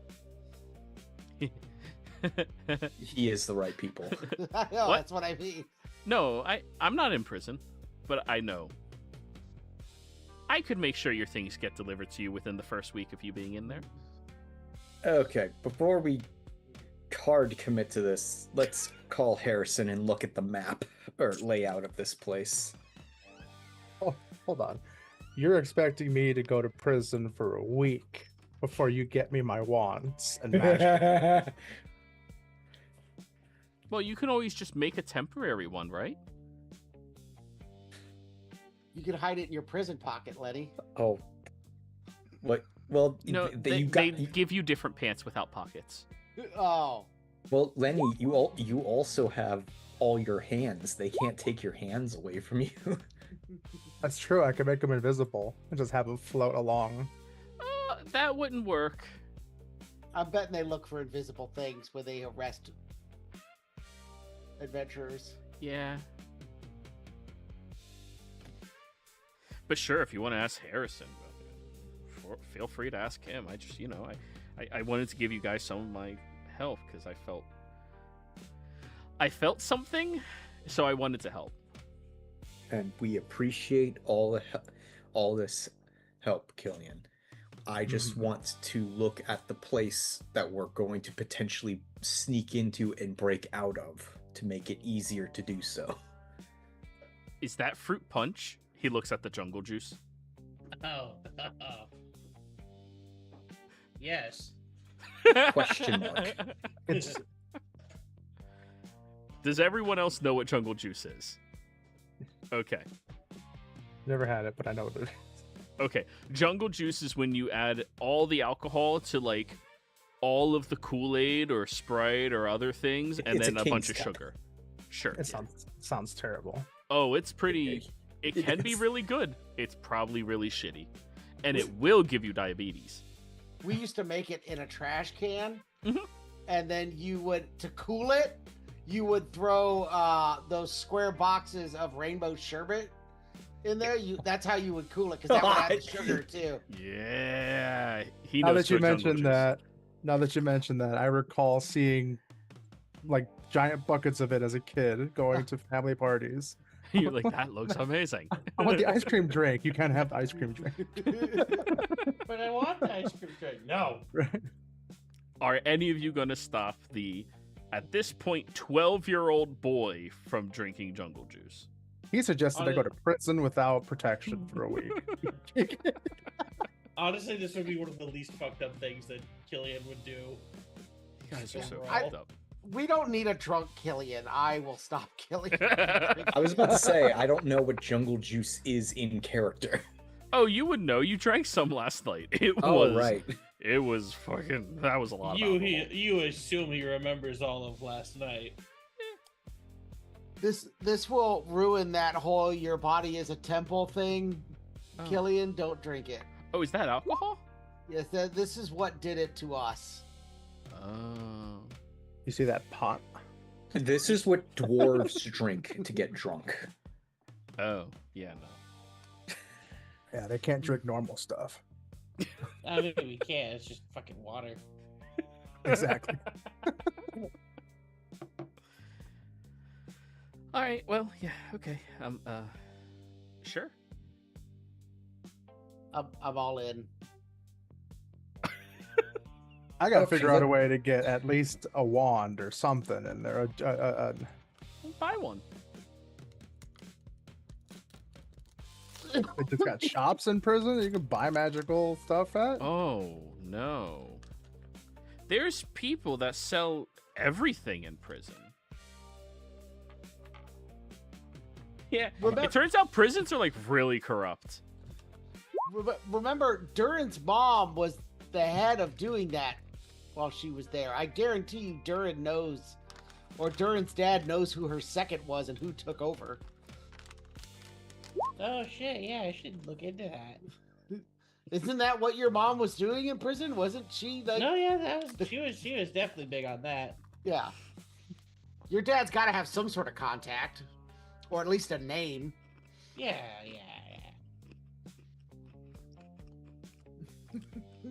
While that's all going on, I'll just make a quick phone call to get those blueprints faxed over so we don't go in blind. Also, we don't have to go in like today. Good, because I want to possibly get at least a few spells prepped or purchased. This is a long-standing operation. Yeah. Oh, we're not going this afternoon? Maybe not. I mean, it's the sort of thing where if we go in, there's not a whole lot of room for just saying, nah, we don't feel like pursuing this anymore. We're gonna go home. Not So how that works. actually not one of these bad guys. Trust me. Well, that is something you guys will have to figure out is how you plan on getting out, because throughout the history of this place, only one creature ever escaped, and that was an ancient golden dragon. Great. They can just turn into humanoids, so I'm pretty sure. They can also Keely turn into dragons. Were they imprisoned knowing they were a dragon? I looked into this one. They waited 300 years so that nobody who was currently working there would remember they were a dragon, and then dragoned. Well, we'll use that as plan B, I guess. All right, Letty, do you have something to tell us? What? How do you intend to use that as plan B? I get shanked and wake up back home, and then I come bust you guys out after 7 more years in prison. That feels like maybe we should put it slightly lower than B. I'm assuming there's plenty of wards to prevent spell casting. Mhm. If it's meant to hone adventurers or hold adventurers. It's not as simple as teleporting out or making a hole in a wall with a spell. Sometimes the dumbest solution is the right one. Oh, thank Right, God, Dresley? I'm good at those. I mean, he's not wrong. I'm still hung up on the fact that if you die, Dresley, you just go back to the Fey realm. What is that about? Why have we tried so hard to save you so many times? Oh, because if I die, that means I'm gonna be tethered back there, and that means I have to win the Fey games again. Okay. We can't just take a pit stop. Yeah, it'll take 7 years for me to legally leave the Feywild and not get pulled back every 72 hours, Huh. I think. One of you guys should really learn how to just bring someone over here.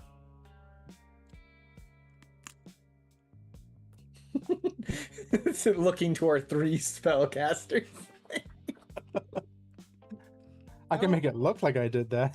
Look, Oh, 4 I got- spellcasters, I'm sorry. yeah, look, I got enough shit to deal with on this side of the bound between worlds. Like, I got enough criminal shit to deal with, so. I wonder if I could lean into the fact that my god is a Fey and use planar ally to summon Dresley as a planar ally. That Since would he's be also an Fey. amazing thing to do in a one-shot. That would be hilarious while Dresley is playing a new character Yeah. and you just playing our ally Dresley. Oh, hey, Barnabas. Oh, we're killing this guy? Cool. Oh, there's my damage limit. Bye, guys. If your character dies before the end of the campaign, I'll bring you back for the end fight against the Baron by planar allying you. Actually, that should be on a roll table now for any time anyone casts that spell in any other.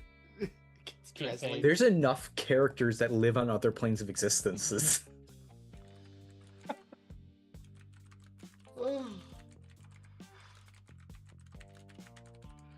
Alright, so are we researching the prison? That seems like a smart idea. Yeah, I can assist in that for sure, because I want to know Yeah, as much as Harrison possible. is faxing the legally obtained layout map. Yep, there you go. Holy fucking shit. Wow. Make sure Yeah, this you is guys built for adventurers. Make sure you guys don't he will tell you over the phone. Don't show this to anyone else because owning a copy of this gets you 80 years. Good to know. Yeah, make sure you have my shredder over there, Harrison, right? I have produced flame. That'll work. shred the ashes. Lenny's looking at this blueprint and says, all I see are endless corridors and corners where I'm going to be shanked. Okay, so, oh, we should probably do this away from your family before they wake up. The basement has your access, has your grandma to the garage. There is no basement. This is a trailer. Oh, this is still in Durin's house. It's a double wide trailer. Yeah. Then we wouldn't have this then. We would have this when we get to the Onion, because we have the fax machine there. Fair enough. So, All to right. the Onion. Yeah. Did you guys pick up Sammy on your way? Yeah, well, I'll grab Sammy from the bathroom. Sammy, come on, we gotta go. We're doing prison shit. Let's get... Yeah, we're gonna go pretend to be criminals and get arrested so we can do a prison break. Alright, I'm down. I knew you would be. And then we can get real arrested. Again. Nah, Okay. we could just talk about Yar York if we wanted that. Okay, Lenny, you and I know how to forge things. Does that mean we can read maps? That's cartography. Do I have cartography? I have calligraphers. No, I don't have cartography. Damn. Who knows how to read maps good? Fire, do the thing. Sorry, he's busy in parole for fixing his pie box. Yeah, he'll come over. All right. I'll help you guys out. What do you want me to do? Actually, you know what might make this better? Let me create a new folder and call this Prison Break. Then add a page. Do this. Did you handcraft this? Because this is really intricate. No, I just spent a lot of time on it because I have an obsessive personality. It's impressive. Why is the laundry specified by a color? Oh, that's one of the most likely places you are to get shanked. Great. The black laundry? Uh-huh. I'm looking to see if there's different kinds of laundries as to why that's specified, but all the other places around it are not. Why is the black laundry got a place to get shanked? Huh? It's all the laundry is the place to get shanked. Ash yard, graveyard. All right, here. Then you guys can zoom in and Ooh, nice. There are so many wards. uh-huh. And cameras. Uh-huh. All right, well, first things first. Other inmates in this prison, do we have any information about them? Yeah, most of them are adventurers or people who should have been adventurers who weren't able to be killed easily. It's fantastic. Oh, so if we let Javier live, he'd end up here. Uh-huh. That would have been a fun alternative reality. It would have been very fucking dangerous to happen here. Oh, that would have been fun. Okay. See, Dressley, you could have been shanked after all. I'm assuming the records vault is where the stuff is stored, right? Uh-huh. And we would have to make our way through the double checking the. We would end up in Cinder 3. Which, looking at this, has some ultra high level locks on it.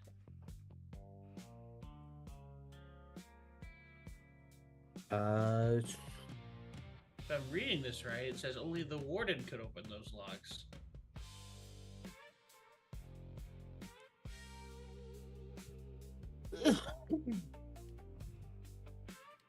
Access the warden level and above. So we need the warden's key card.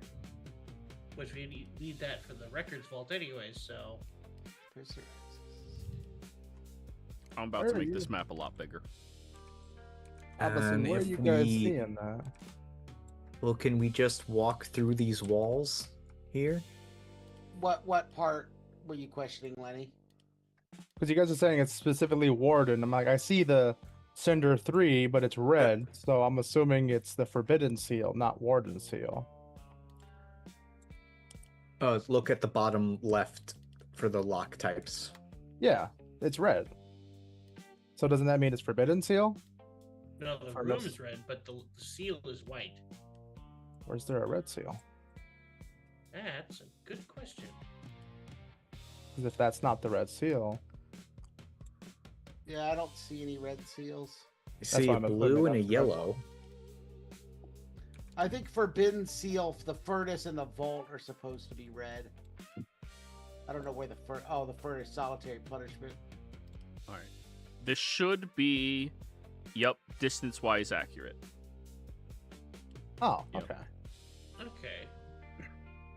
Roughly, that- give or take. It's bigger than this, but close enough. Yeah, I don't think any of your coloring took on the seals, Joey. It worked on a couple of them. All the security yeah. cameras are blue. Yeah. Oh, yeah. The security cameras show up. There's Yeah. a yellow one right here. There's a green one on the There's- south. Oh, I guess there's a few. Okay. Oh, the majority of them are unknown. That's why. Sorry. Oh, okay. Ah. I'm Okay. getting the other information into a handout for you guys now. Oh, that's fine. Yeah. So, what's the dead cart tunnel? I just saw that too. Escape? Do we just need to all pretend to die? Isn't there a spell for that? Don't you guys have like crazy cleric stuff to make it all look dead? Feign death? Is Yeah, that a cleric spell? isn't it? Oh.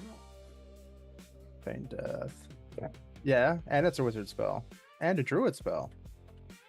Oh yeah, it is. I have to learn it though. You guys can just prepare that shit. Oh shit, I can't just prepare that shit. All right, And this it's pretty is mostly accurate, I think. Yep. I'm glad you guys actually chose to go with this one. A pinch of graveyard dirt. That sounds like dirt from anywhere around this prison.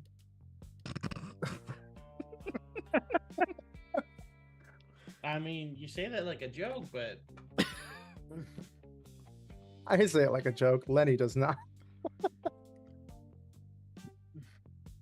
Yeah, how the For- for frick blood do testing people issues. would people be able to get out of here?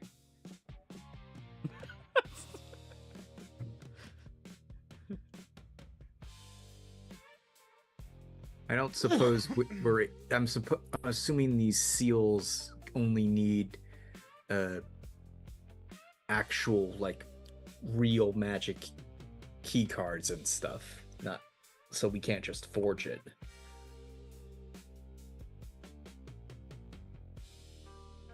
Oh, if we did, I doubt it'd be quick. or easy. Yeah, it would just extend our stay here. Yeah, frick. Chain ward magically restrained prisoners. Fun.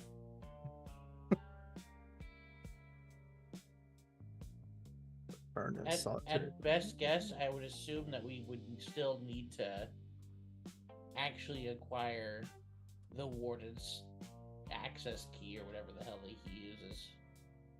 I'm sure we will to get into the records vault. Yeah. It's not really that hard to steal keys off of people. He holds up Dresley's keys. I gave you those. Oh, he holds up Barnabas's keys. That's the Darren, best you way saw. to steal. Yeah. Have them willingly give it to you. That's the best way to steal. No, that's a good tactic too. Yeah. Tell me why you can't just go in there.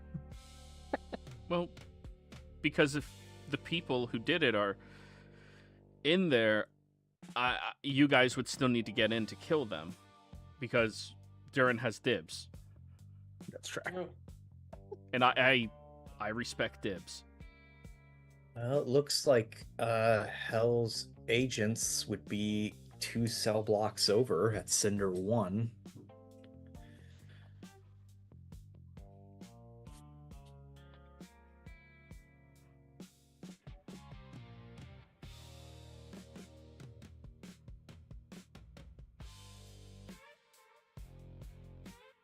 Is that on there too that I'm not seeing?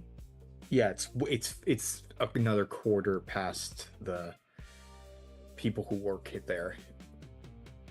Prisoner housing block is the section.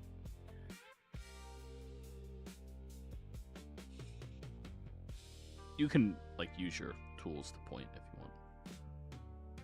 No, I thought you were looking at a handout, and I was like, I am looking at a handout. What handout? The handout he just updated. Boop. Stonegate Hold Prison Master Facility Plan. That one right there. Hit him with the boop.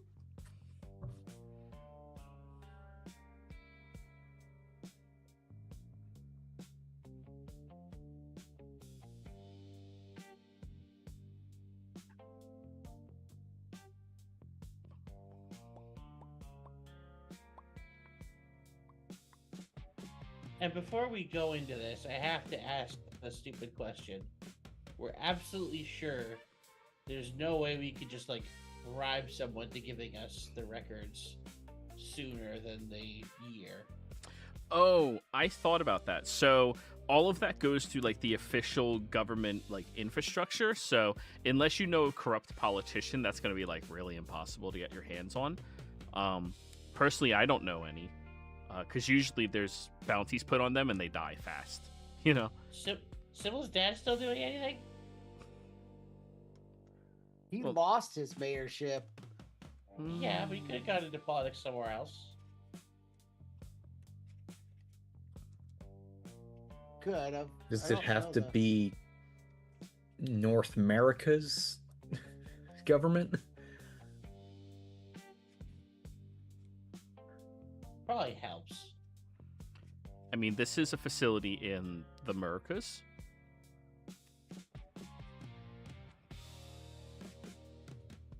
Could I potentially look into maintenance? With all these spells and wards all over, they must have people that come to test and evaluate these, make sure they're still functioning fully. I highly doubt they just create these and assume they will continue functioning. They have skilled technicians that check from within the guard itself. And none of the guards, all of the guards who work for the facility are publicly known, but their specific rank, position, and authorities are not information that anybody has because it's all sealed inside of the vault. Hmm.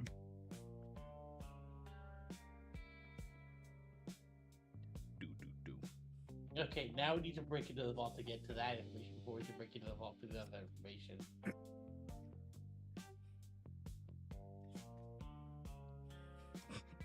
Wouldn't it all be in the same vault?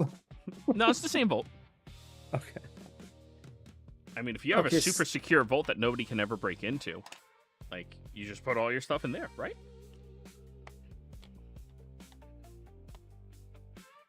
All right, someone smarter than me. What's just stopping us from sneaking over this ledge and just get going through with magic to the vault?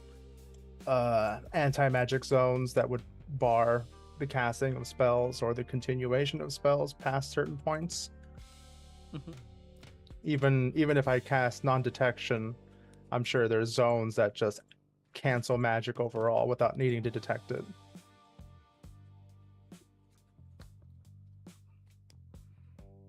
I forget what the spell is called, but I don't have it learned myself. I probably should learn some of these spells, to be honest. Non-detection is one of the first ones I might want to get eventually. Holy shit! You gave us mile markers for the mission.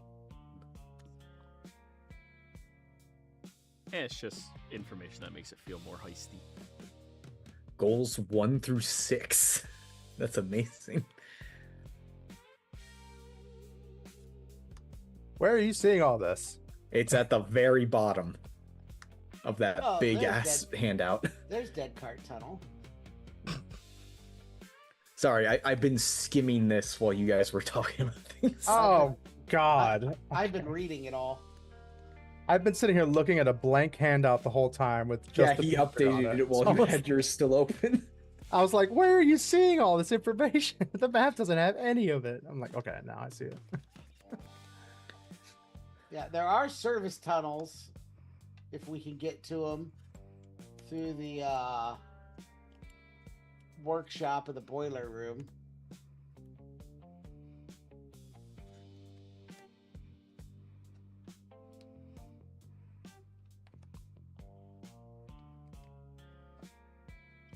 We need 14 thieves records. Looks like it. Records, all likely records inside.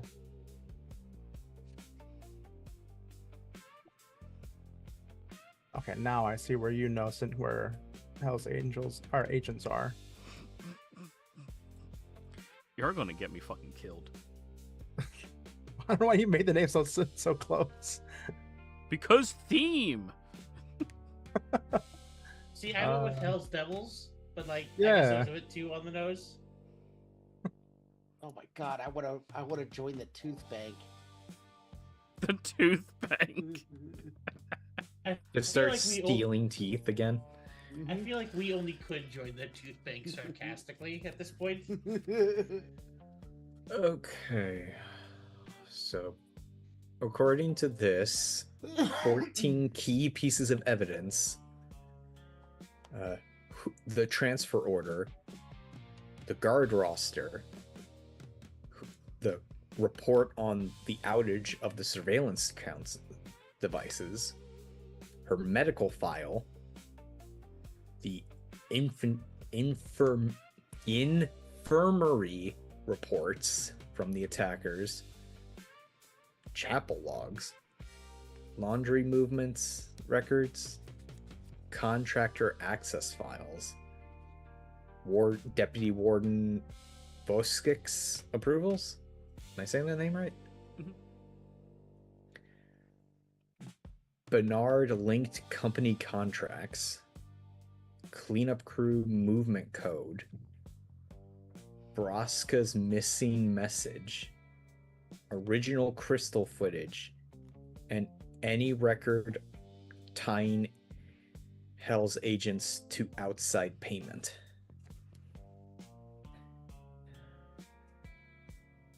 Holy freaking shite.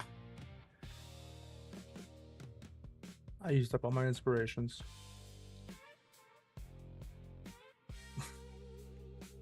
trying to fix a fucking motorcycle. This is gonna take time just to set up. Oh yeah. We're not gonna just jump into this half-ass. We need to have an I feel established like, plan. I'm super glad I decided to say, should we hold our horses on doing this immediately? Because it feels like the answer was abso-fucking-lutely we should. Yeah. Very easy to get in there, but It's the getting out part where that's the trick. What I wouldn't give to be playing Dodger right now. Dodger would have a blast here. He would. He'd be all over the place. I'd be Honestly, 12 so would different people Braska. before lunch. Braska would have fun for a whole different reason than Dodger Yeah. would, though. Braska would just be picking fights.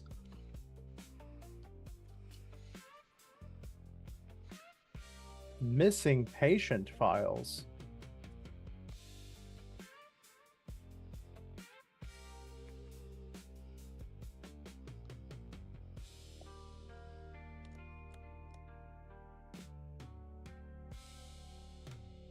You're raising your eyebrows. I'm like, unless that only has one patient in it. Well, that's one of the things we found out really early on. People disappear in this prison somehow. Yeah, a lot. Yeah. Oh. Which means we might have a Prison Break meets Shawshank Redemption level of corruption. Those movies came out in the 90s. The TV show didn't. Never mind. Did we have a listing of how many Hell's agents there are in the prison? That would be inside of the vault. Do we have an estimate on how many prisoners versus guards are on the facility at any given time?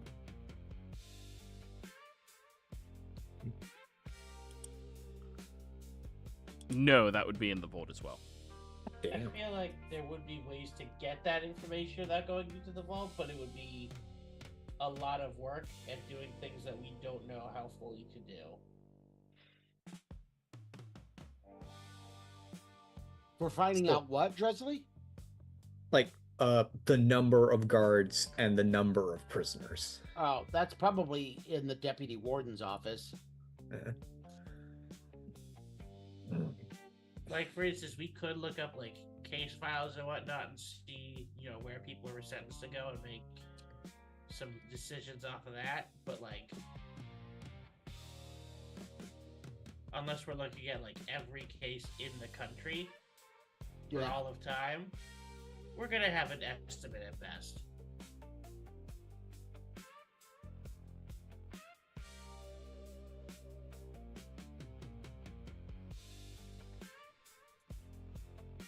It is highly secure.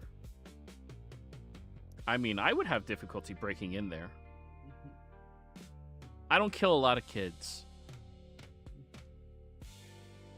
I guess I could Good. technically pass as a halfling, but only momentarily, I think. I think any real halfling would be able to tell instantly, right? They would probably spot you. There's a difference. To most people that have dealt with them, there's a difference between a young human and a halfling. They're not just short. You know what I've noticed? There's been very few halflings that have ever had bounties on their heads. Huh. No, ones that meet the criteria for dealing with. Weird. It's because the cops are afraid to cross them. Yeah.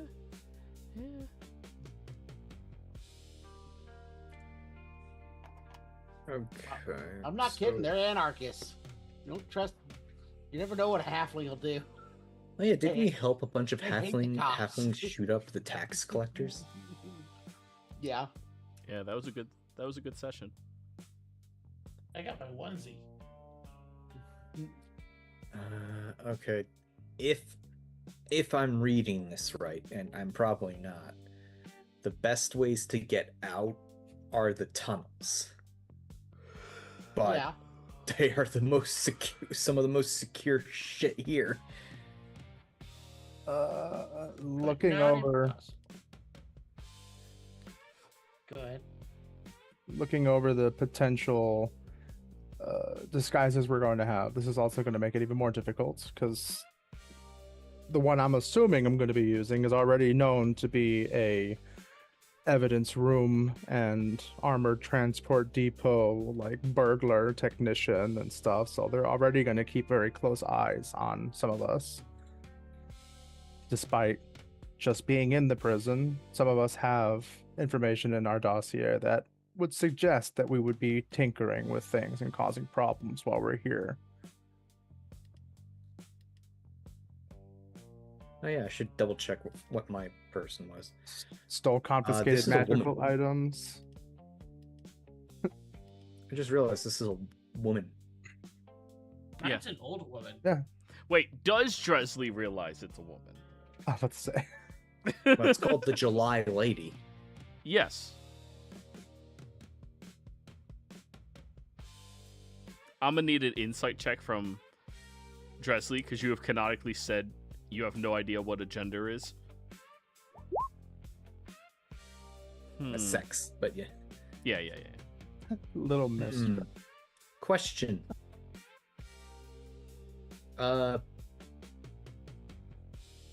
You guys check for. You guys are obsessed with what's beneath your legs here. Do I match this person? Hmm. No, we're probably gonna have to cut it off. Excuse me, you said beneath our legs?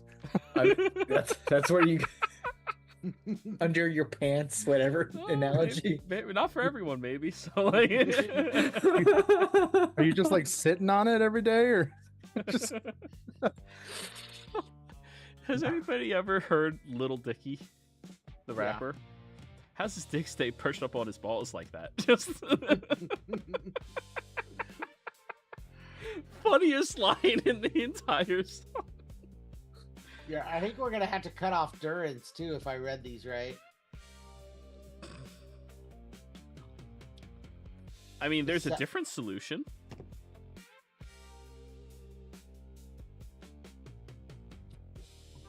I don't know. It's gonna be I'm hard more than to. willing to hear that out. Disguise. Well, I'm Really hard to tuck for that long.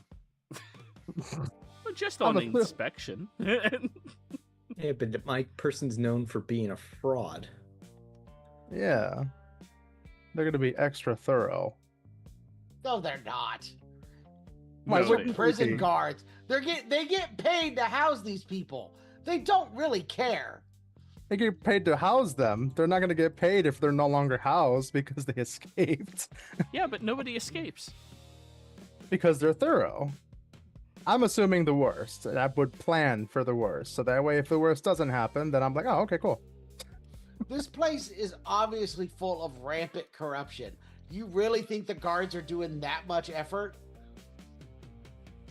If it might potentially cause an issue for whoever's paying their checks, that yeah, I would. I think you severely overestimate the level of fucks given. Mm-hmm. If I owned this prison and I wanted it to contain people for my profit, I would make damn sure that everything's being done to a T. Oh, it's Is it- non-profit. Isn't your family business people? Don't you know the first rule of business is to cut corners, Liddy? That's how you make the profit. It's not by selling more, it's by paying people less. And that's America, ladies and gentlemen. Capitalism. I can house 1,000 people and spend a bunch of money doing it and do it all perfectly, or I can house 2,000 people and pay the occasional fine when one of them ends up being the wrong guy. And that fine is far less than what I make for housing the extra 1,000 people. That's the would- way profit works, Letty. I would believe you if this place didn't have a reputation of only one person ever escaping, which happened to be a golden dragon. If people escape periodically because their security is so laxed and half-assed, then sure. But It it has- doesn't seem like that. It has a reputation of mysterious deaths. Not all those necessarily have to be deaths. That could be cover-up for people that did escape. That And is they just true. claim they died. Oh, I think I might have found another issue. Emmerich is like 19. This tiefling's supposed to be almost 40. You guys care, but that's a difference of faces, right? There's magic that does that. For Dye his hair. tieflings, not at all. Just Oh, dye their okay. hair. They'll be fine. Yeah, a Walk into a 40-year-old ghost. tiefling is like a 30-year-old. Yeah. Or, sorry, is per- like a 20-year-old. my person's 46, and I'm what 23. So Yeah, My person's- but my Barnabas person's hasn't 71. aged well. That's a fair point. You're probably right. He probably has. So So my, what the- my person's 86, which compared to me is substantially older, but a dwarf is like not that old. Yeah. Just a little gray. Yeah, they're still a young adult, really, aren't they? That's At like- 89. That's like 30, 35 in How- dwarf. How old is a 70-year-old gnome? 70. No, gnomes live. Oh God! It took me a minute to figure out that answer. Let me check. Gnomes live No. over 300. Oh. So they're not even a quarter of the way through their life, so you can put them in like almost 30. All of these are like within a decade of each of you guys. Okay. Durin's 70? No, like visualies for your race. Remember, all races mature at the same rate, and then once you hit full maturity, longevity. I don't know, but my baby face. It's going away, Durin. Yeah, mom's already got it. I guess she won't put up that much of a stink about it. That's the spirit? Or I guess the mom's the spirit, but that's... Sammy, Okay. you've been quiet. Do you have any concerns? No, I think you guys got this all under control. I'm kind of just going with the flow. Okay, people smarter than me. Explain how we get in there, how we kill them, and how we get the things we want and get out. I think the first two are the easiest. Is that the order? Get in, kill the guys, get what we need, get out. I mean, we could, depending on how sneaky we are, we can get what we need, then kill the guys and get out. Well, I think you need to do that one first. You don't know who to kill. Or Yeah. are you planning on purging the entire gang? Okay, get in, find out who the assholes are, then we order of operations, get the stuff or kill. Unless it seems like there's less than 30 members of the gang, in which case maybe.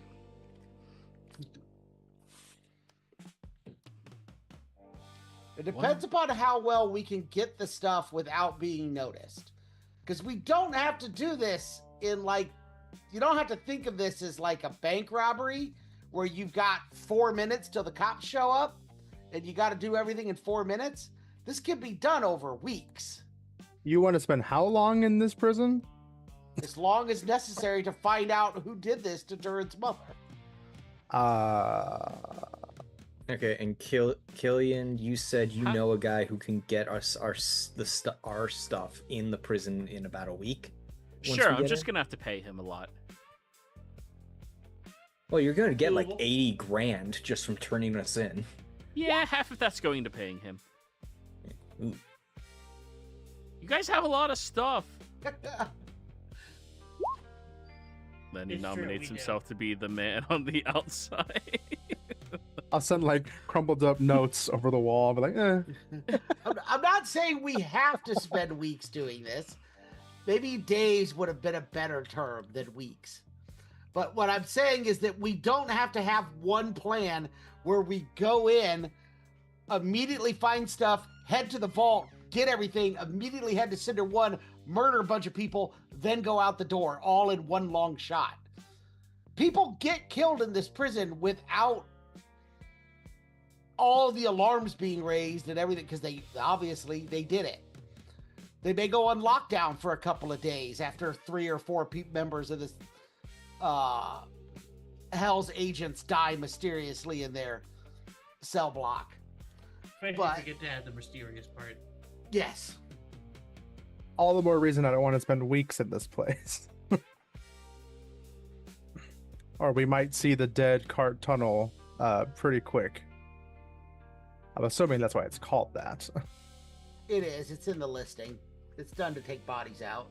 Yeah. That's how we're going out, Lenny. One It's a way or for us another. to go out. Yeah. See, but wouldn't it be nicer to have Well, somebody no. like at the end of the tunnel with like a diamond or something? Sir Quaxalot will meet us on the other side. When in doubt, Oh, you so- could actually smuggle in a diamond, just shove it up your ass. Oh shit. Does it need to Wizard- be coal first? We definitely don't have that much Only for time. Barnabas.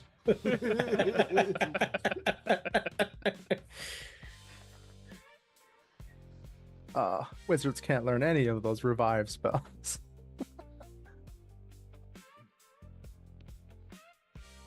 Well, luckily we have multiple people that can. Actually, that you raise a good question, Barbus. How far does this giant place extend its influence? Because I don't know if Sir Quackslot will be able to get close to this place. A giant goose of his size, I'm sure, will cause some concern. Yeah, like how far do these watchtowers look out? And why is there a Sally gate? It's a second exit. It's the probably- exercise yard. Well, no, there's it's a another Sally one gate on the right. Yeah, That's, yeah. that's probably where employees go. In and out. Probably. I don't think they all live in here forever. I assume none of them live in here. Well, there's a I assume there's some small living area for them. Yeah. Like for like, the barracks. Yeah. They're here for a few days for their shift or whatever. I don't know how prison stuff works. There's a break room. There's no barracks. Oh, there's a barracks. Never mind. I lied. Mess hall kitchen, I'm assuming, is also where inmates eat. Seems likely. Okay, because it's right next to the guards' barracks. It's because that's where you have problems a lot of times. Yeah. When people have utensils, potential Wait, weapons. They only have one chapel? I thought you guys had so many different gods you needed trap places for all of them. Oh, I actually know the answer to this one. So, depending on what faith you have, you schedule ahead of time, and they switch out the iconography. Does that trigger Barnabas's blasphemy alarm? I'm not going to say that Barnabas wants to take all of the other iconography so that there's only one set left. Well, it looks like you're worshiping the Green Man today. Green Somehow Man. we've lost all of it, but the Green Man. The harvest, the protection of growth, and prisoners. Gonna add to his domain. Whether he likes it or not. Yeah, but I mean, we can also exit by stealing a van out the back of the transport garage. I think that's probably our best bet. Question, what stops us from using our innate magical abilities? The same anti-magic. Anti-magic zones. No, it can't be throughout the whole prison, right? Otherwise these wards wouldn't work. No, but there's probably stuff that's gonna be certain key access points. There's Probably around the doors and whatnot. anti-magic zones, you know the limits of them, and in between the limits of each zone you've got where the wards are and seals. Because there's one ward specifically for magically restrained prisoners, which Right. means not everyone is magically restrained. I'm assuming, and we'll have Harrison try and dig into this, see if he can find anything. I'm assuming there's a generic you can't teleport outside of the walls thing, because otherwise I would easily just get us out of there whenever we're done. And I'm Dimension going to door. assume Joey's not going to allow Brain that to shift. work. Actually, the entire exterior of the prison is encapsulated in some type of devil that wards off all forms of teleportation. Yeah, see? It's encapsulated inside a devil? Well, the dead ones, they just skin them and use their skin. Oh, so we're in a like we did flesh for the dome. crown. It's in the middle of the walls. They're sleeping in the walls. Lenny's hearing this like, there's devil skin in the walls. Just dead skinned ones. So how many did they have to use? looking at lot. the measurements of this place and be like, how did they do that? Did they just go on like a devil hunting spree and just like Maybe they made a deal with the Nine Hells. Yeah, send us your 700 schmuckiest and we'll what are pay you the or something. what are like the CR half guys that are just like disgusting blobs that move around? I No, forget there's what a those specific called. devil that stops you from teleporting if you're within a certain radius of it. Oh, Oh yeah, they're shit. They're little How devils. How much? So is all magic locked down, or is it just like certain things like you can't affect the walls with a shapestone spell, and we'll be able to do stuff like magic missile somebody while we're in a hallway. Sure, if you have a spell focus.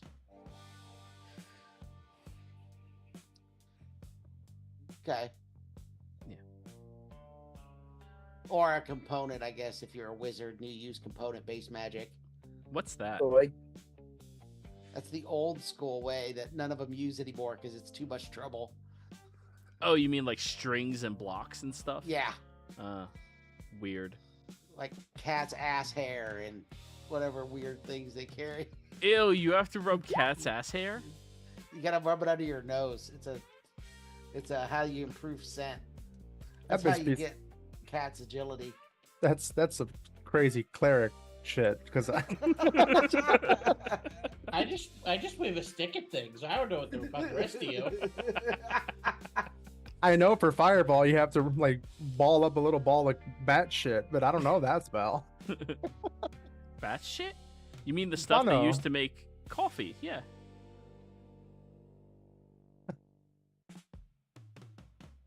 Kope Luau. Kopi Luwak. Okay. Whatever that Yeah, a Jack ball. Nicholson, Morgan Freeman movie. Would a you ball of bat guys guano. Would you guys like to nominate someone other than Tim, because he does enough of the typing and writing for this game already, to be the jailbreak coordinator?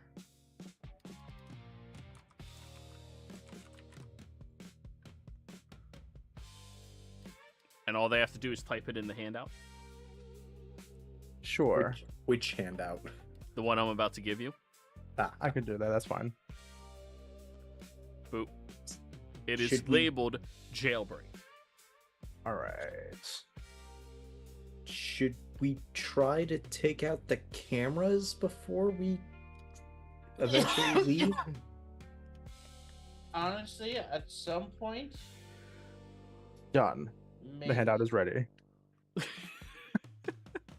Someone dies. That's it.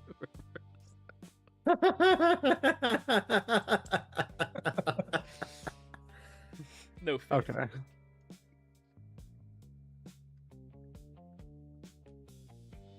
All right. Honestly, by the end of our stay there, depending on how well our disguises hold up, it might be better if the cameras keep running to show not us doing these things. Again, if the disguises go well. Okay. Where do you suggest we get pairs of fake boobs? Oh, we don't know their anatomy. I assume these dossiers came with pictures. Yeah. None of them would be that hard for any of you to adapt to. Okay. I am proud to say I don't have a guy for that, though. To answer your question.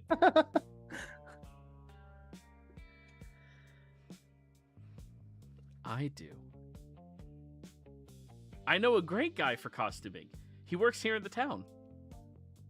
Some dwarvish dude. Okay. Yes, he's good for that, but I feel like he's still not a big fake tits guy. Man, you can store extra stuff in there. It's like use it to hold things. Well, I hear Lenny and Barnabas the only ones not having to disguise as an opposite sex.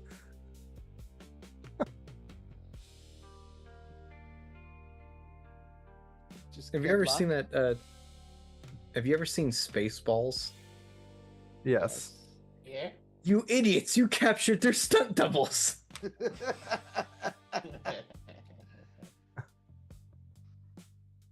Surrounded by assholes. Keep firing, assholes. I guess at least the beginning of a plan is we get in, we wait the week to have our stuff smuggled to us, and in that week we find information. Without our equipment, so we'll have to do the information Yeah, gathering. First week will be recon. Integration, recon. Good old charisma. Yeah. Everyone in this party has decent charisma. I have good Oh, deception. I am terrible at all of that. I have a charisma of 10 and none of the charisma skills. Yeah, that's decent. If I try to do anything charisma based other than lying, I suck at it. See, I'm Please the don't. opposite. Please don't kill me. Please. +0. Please? Just fight them then, Lenny. Remember, it's prison. There's always the option of fight. Well, we No. know we're gonna have that option. We know we're gonna do that at some point, but I think I miss on that unarmed strike with a 0. He rolled a fucking 0.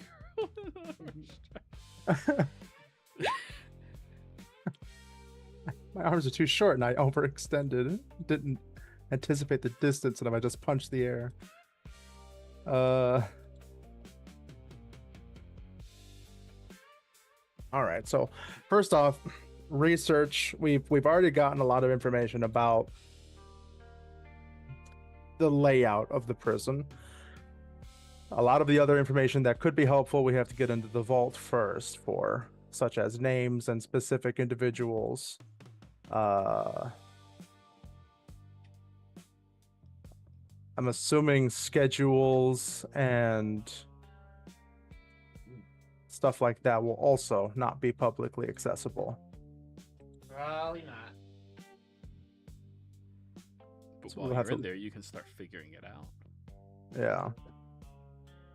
And That'll if be- we so happen to find in the vault a way to get rid of certain things, I'm sure a nice call to my family would be fun to blow up a place funded by the oil company.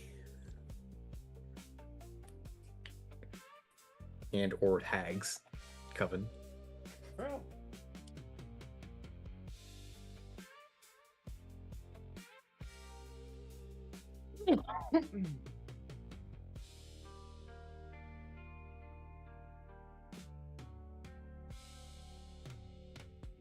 This is such an intricate map. Every time I look at it, I keep trying to figure out what the hell I'm supposed to do.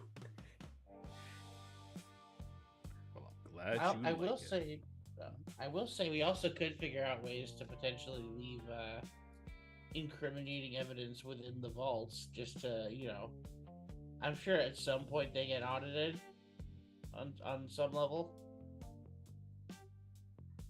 I mean, considering our track record with vaults, we can just literally just take everything in there and deal with it later. Or everything Or we not can deal carry. with it. Or going off of our track record, just not dealing with it at all. No, we opened the casino's chest. vault and stole everything we could carry. Yeah, we haven't had any repercussions from that. Nope. We worked very hard to not leave an impact and make them anyone who saw us is dead. How would you describe how that went? We also made sure to get rid of all the possible items and launch money that could be tied to us. We were very thorough.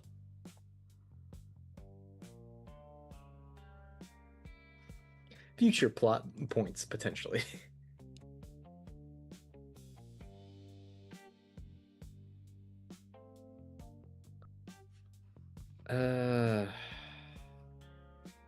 All right. So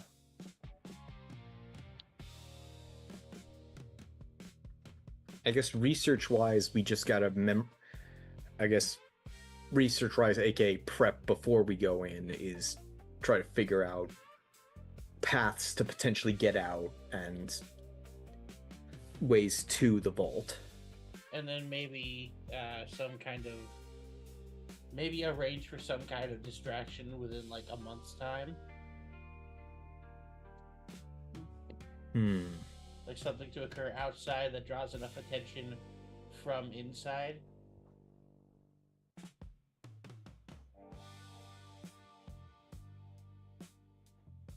Yeah, but that also puts us on a definitive timetable. If we have to Yeah. organize something happening outside to be our cover to True. get out. True. We could just send a message at some point that includes like a specified code word that we. Point is, we could set something up. so it'll be on a go for it rather than just do it on this date. Code Alright. word. No. Saving and then reopening the jailbreak handout periodically. Yeah.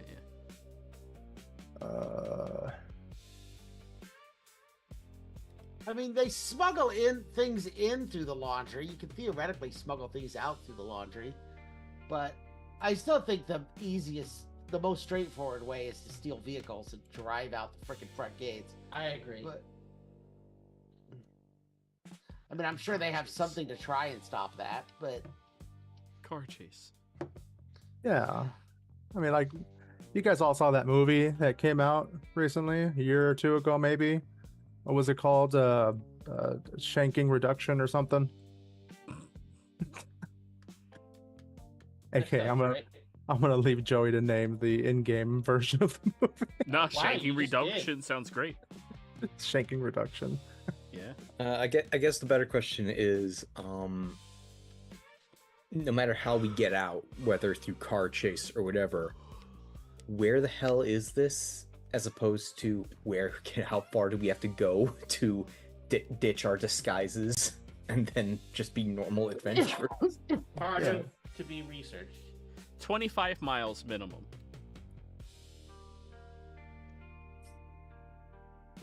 You, Killian? Most of the surveillance by organized groups are taught how to do it in 10-10-10 surveillance cycling as they keep expanding 10-mile radius into an additional 10-mile radius, which is actually 10 times the size, into an additional 10. That leaves you, if you just beeline at 25 miles outside, with roughly about 3.5 hours before they catch up to you. So ditching the disguise and trying to reestablish yourself as another individual can actually be very successful, and gives you plenty of breathing room and leeway in order to achieve this. Similarly, we could also set up a station where we come in with the stolen van, and then there's a bunch of other identical vans in the same lot where we have other drivers lined up. We pay them like 1,000 gold each, and then send them out one by one until... That is so overly complicated. I love it. Wait, what were you saying about that, Durin? So basically set up a bunch of... So we steal the one real van. That's the van that the police and whatnot are going to be looking for, right? With me so far? Yeah. Okay, then we set up a bunch of similar identical vans and have those go out and just act as a bunch of decoys while we slip into a new vehicle that they're not looking for. All right.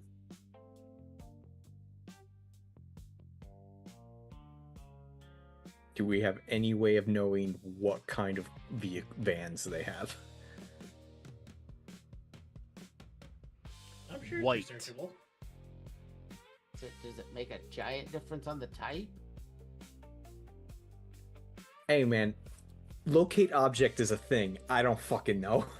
I'm sure the vans all leave at some point, and so we can, watch that and see what license plates come out, and then we just have to steal one that we can confirm.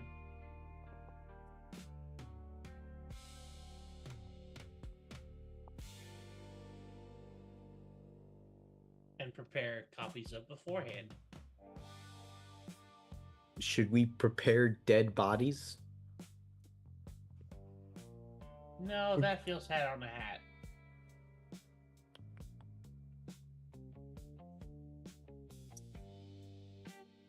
I mean, if we guess- can...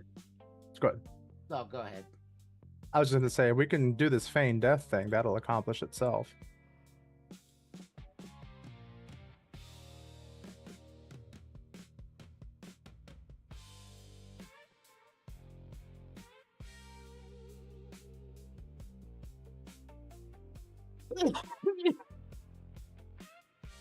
This is a lot of planning. Holy fuck. Yeah, it will be. Oh, you think you're anywhere near close to done? Yeah, Nope. this- No. Yeah, we're not actually going to set foot in this prison for another 3 sessions at least. Well, if you guys plan during the week, you can get there next week. I'm mostly busting his balls. Oh, And okay. yours. Tim's used to this. They did this on the Saturday game. Yeah. Thank God. That must have been Someone has way a point before of I reference. joined. No, the Saturday night game, not the Saturday morning Oh, game. okay. I was like, the Saturday game that I'm in, we don't really plan for anything. We're just like, yeah, let's just go and hope for the best. Okay, according to this layout, the records are locked behind 3 vault doors. How the hell do we open that? We need the warden's key card. Or his access, whatever it is. Is that enough? Well, it says it's locked down to his level.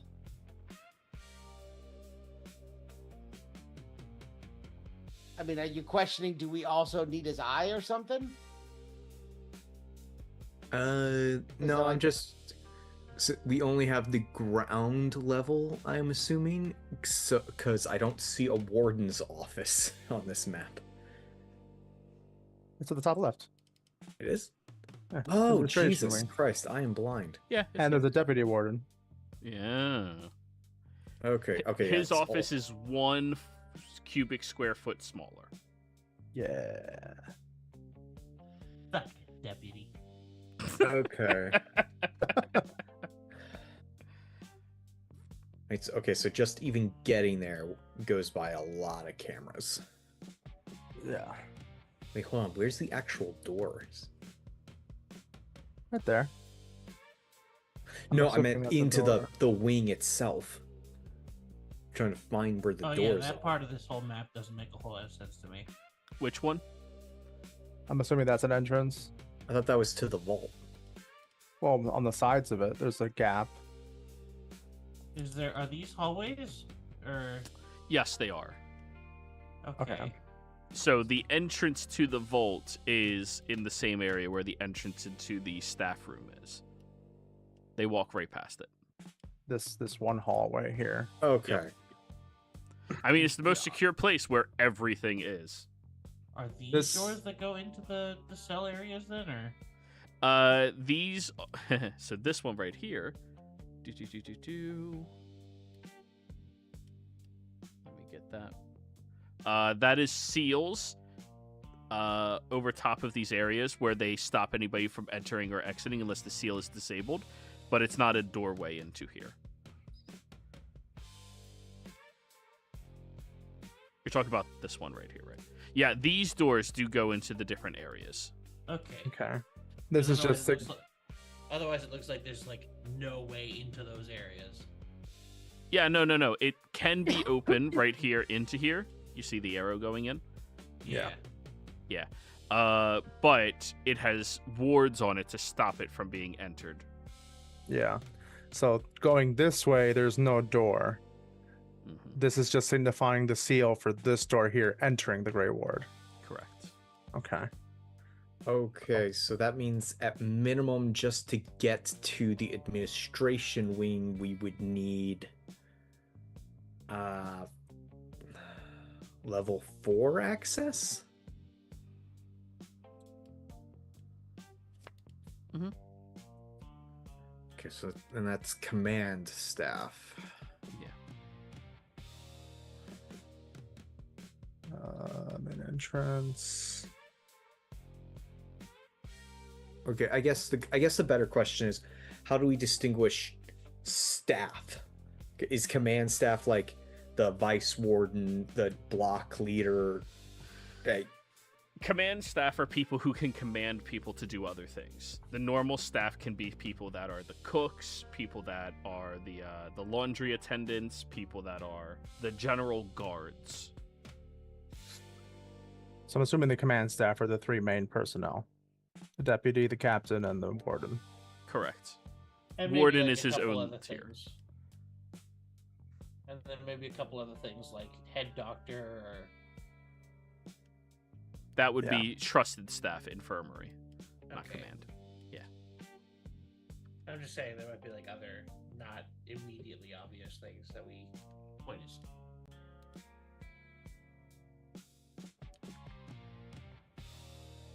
Oof.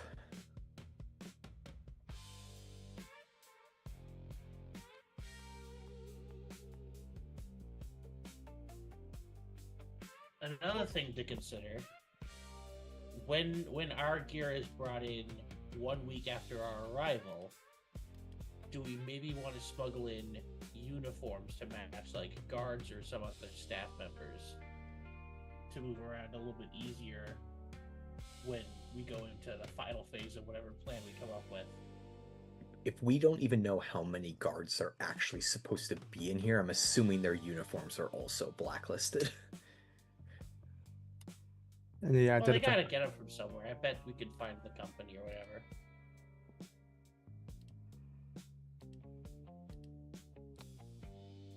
I'm noticing a lack of air conditioning. Yeah. So no vents at all. Where No, is you can just have magic do it for you. All right. Yeah, you live in that world, Dressley. Come on.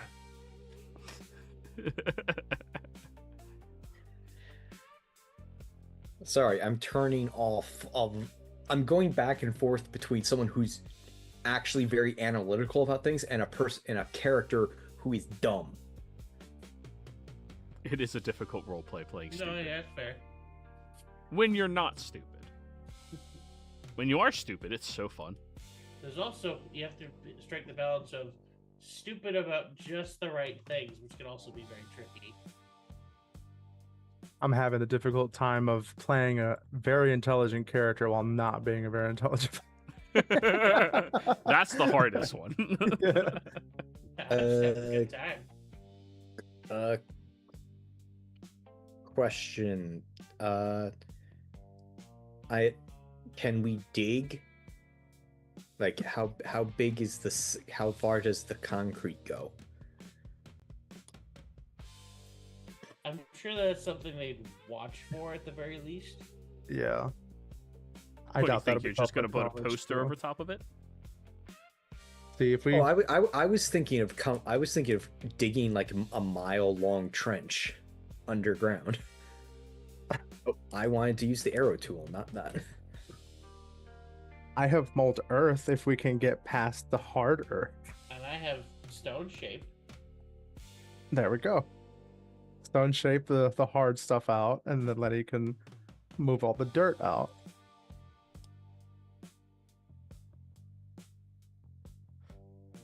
We'll have to displace that dirt somewhere. A mile worth tunnel causes a lot of displaced dirt. Oh, it'd be more than a mile. We'd have to do this outside their surveillance range. Yeah. I think a minimum of a week just to dig. Guard walks. What the fuck? Why is there 5 tons of dirt here? What is all this?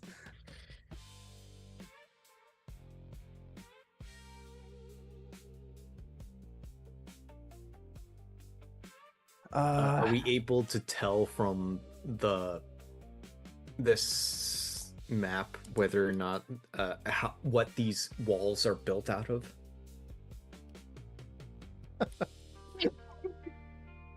I doubt it.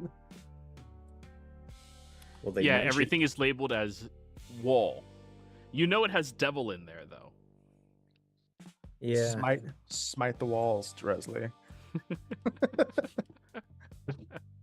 You And I'm pretty say that, but that would potentially undo their teleport blocking magic. I never If thought it- about me it doing needs this. a circuit. Pretty sure Barnabas has something to make devils flee or something. I don't know if that would work. Can your plant eat this whole prison?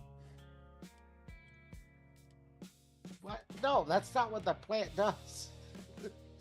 I mean, it's pretty close. It regrows the original one, not. I Can't can't, you, like- But it eats devils. but I can't just put it anywhere. Oh, well. Yeah, I don't think that'll work. What level do you have to be to like make your own Audrey 2 from Little Shop of Horrors and just be like, yeah, fucking eat people? Pretty sure you don't want me to be able to do that. Also, I don't think you want Barnabas to have that ability. You wake up in the middle of the night. Oh, go ahead, sorry. Also, which ending for Little Shop of Horrors are you picturing here? Because they Any of are them. very different. Alien invasion one, the one where they actually survive. All I want to know is Lenny going to wake up in the middle of the night hearing "Eat me" down the hall? coming from Barnabas's room. Followed by a jazz number.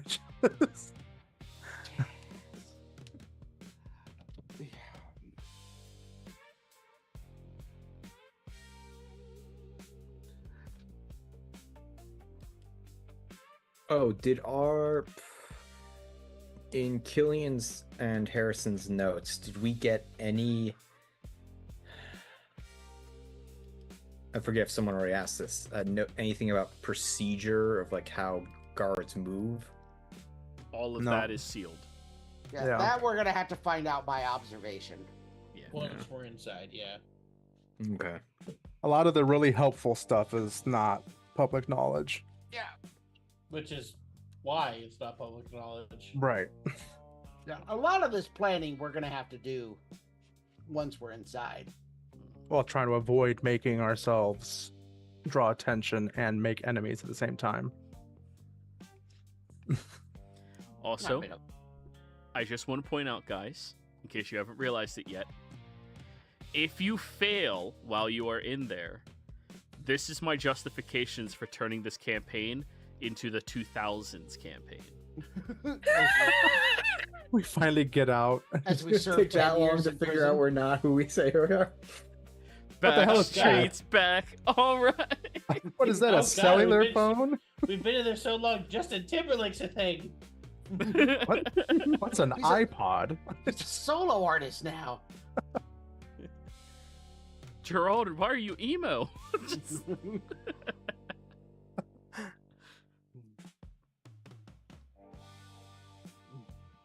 And Gildarts will be an old man. At some What point- happened in York? Just kidding. Oh my god. Hey, you have to deal with that. I have to deal with that, yes. So Yeah, it's a big part of that era. it is. At some point, we're gonna have to have a prison riot.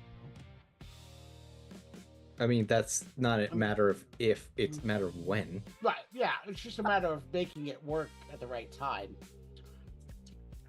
Because if I go through all the effort of being thrown into prison, I need to be in a prison riot.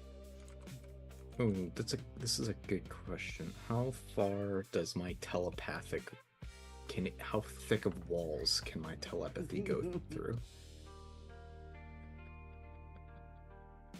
Come on, roll 20. There we go.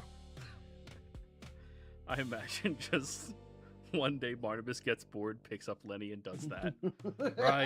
Right. Yeah, in the memes channel, I posted exactly what Lenny's going to be doing during that run. trying to find a minor illusions himself every couple seconds.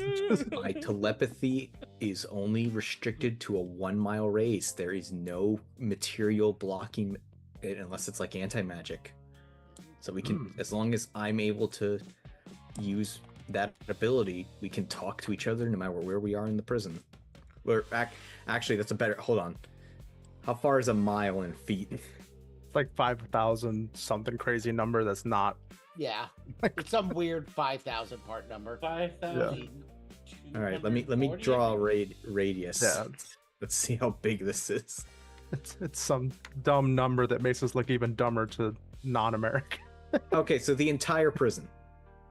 Are the prison showers in each cinder block? Because I'm gonna have to shank someone too, just to get that real prison experience. So, I believe they are. Yeah. I mean, I guess I could shank someone in the yard instead, but Let's say it feels funner to do it in the prison The showers. lodestone block looks more like showers than our block does. I think that's the low security one. Yeah. That's Oh. where you will not be. it's just a bunch of like sleepover bunks. Yeah, that's the low security part of the prison, which obviously I shouldn't be in since I'm planning on shaking someone just for the real life, just for the experience of it. Okay, yeah, I 100. If that's how far a mile is in feet, then I can, as long as I have hours and dice to add to it, then yeah. My issue is I only have 5 dice I can roll, and they're d6s. and they only last for how high I roll. So I can roll a 1 or a 6 the whole day or just an hour. Actually, do I need to see you guys when that is active? I should double check that. I wonder if they wash the guards' uniforms in the laundry. I wonder if we'll just be able to steal guard uniforms for the laundry, like one at a time. I need to see you guys every time I activate it.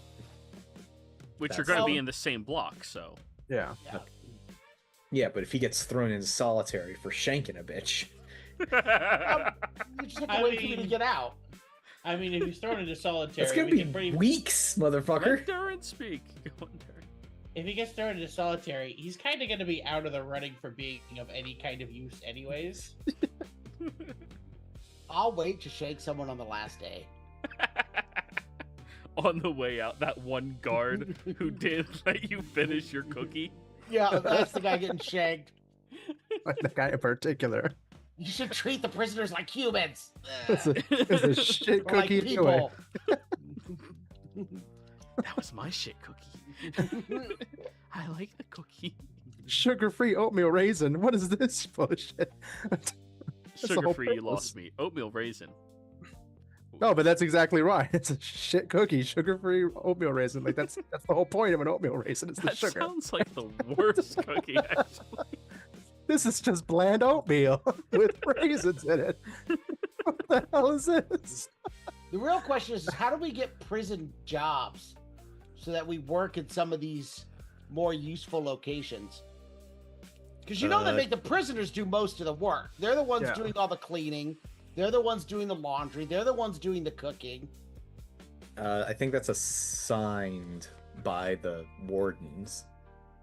Or at least the administrative staff. Yeah, but there's got to be ways to get yourself better.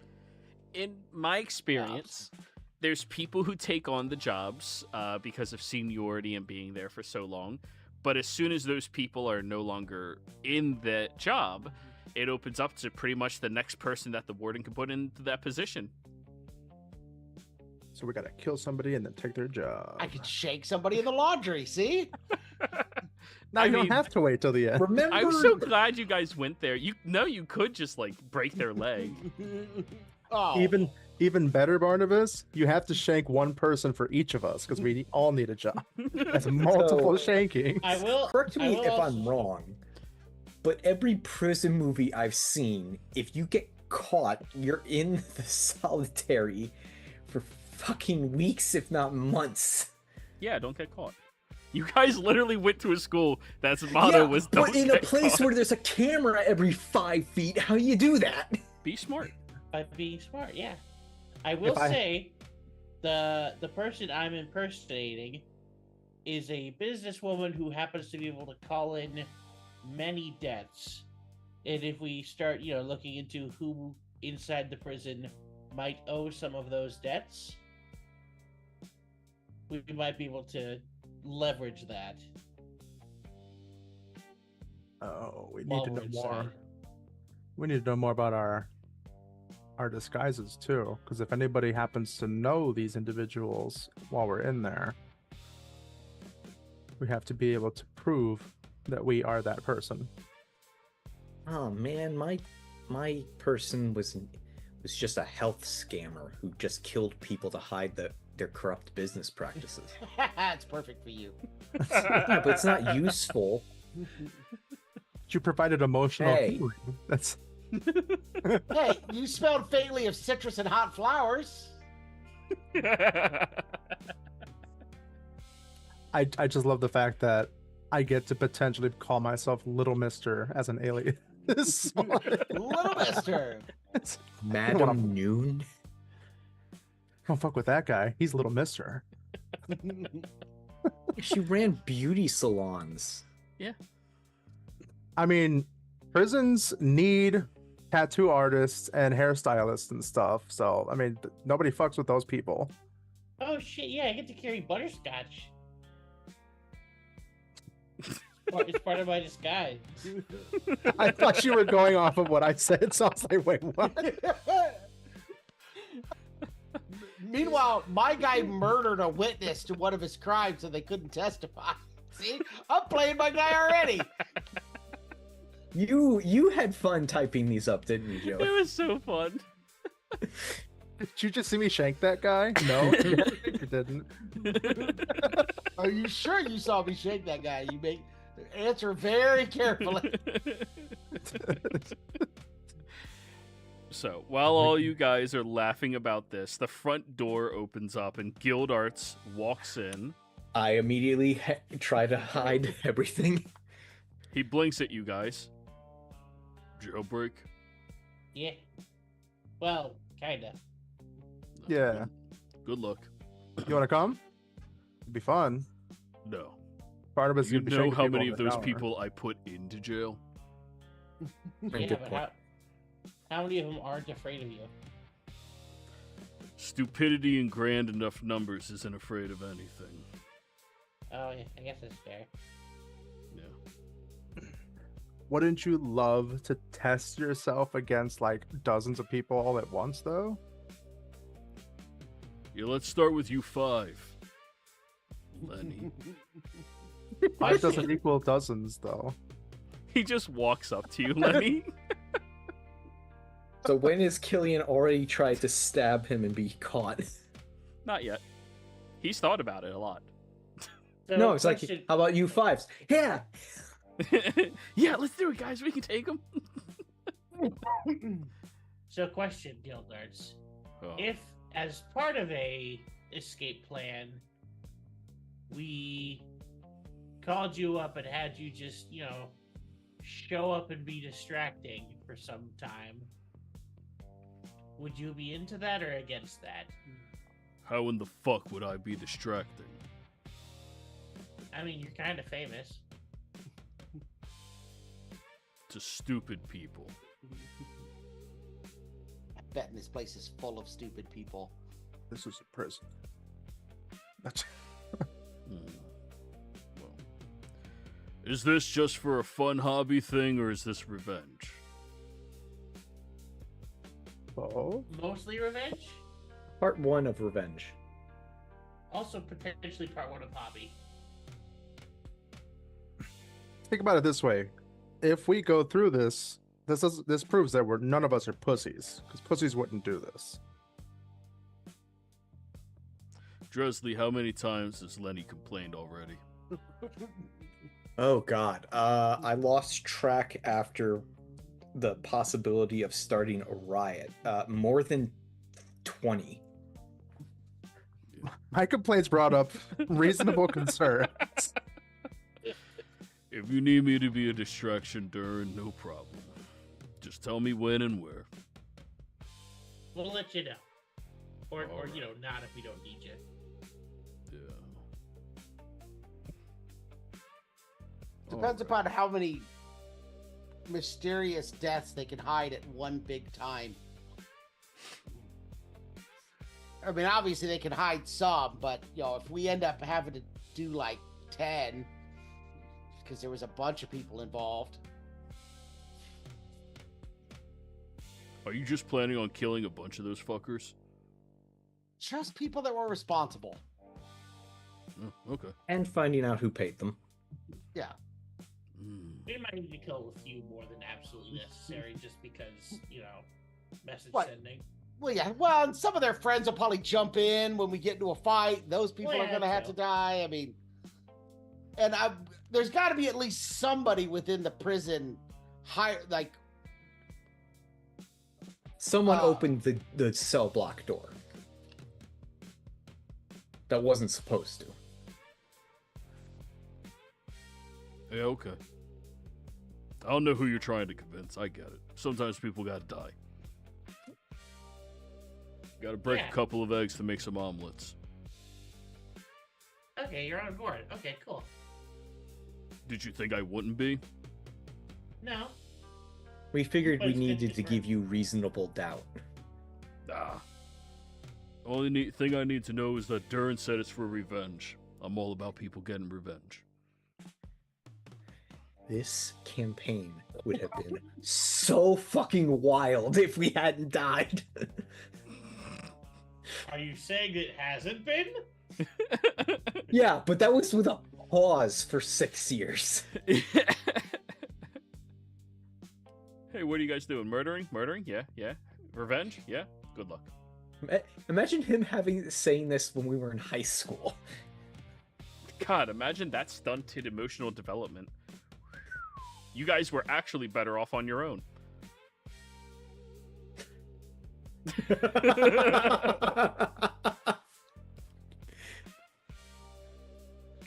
Alrighty. Well, guys, now that we have at least a baseline idea of what the fuck you need to be doing, we're going to go ahead and end the session. When we come back next week, we'll see what preparations you guys have done during the week with one another and figure out exactly how long we're going to prison. See you guys.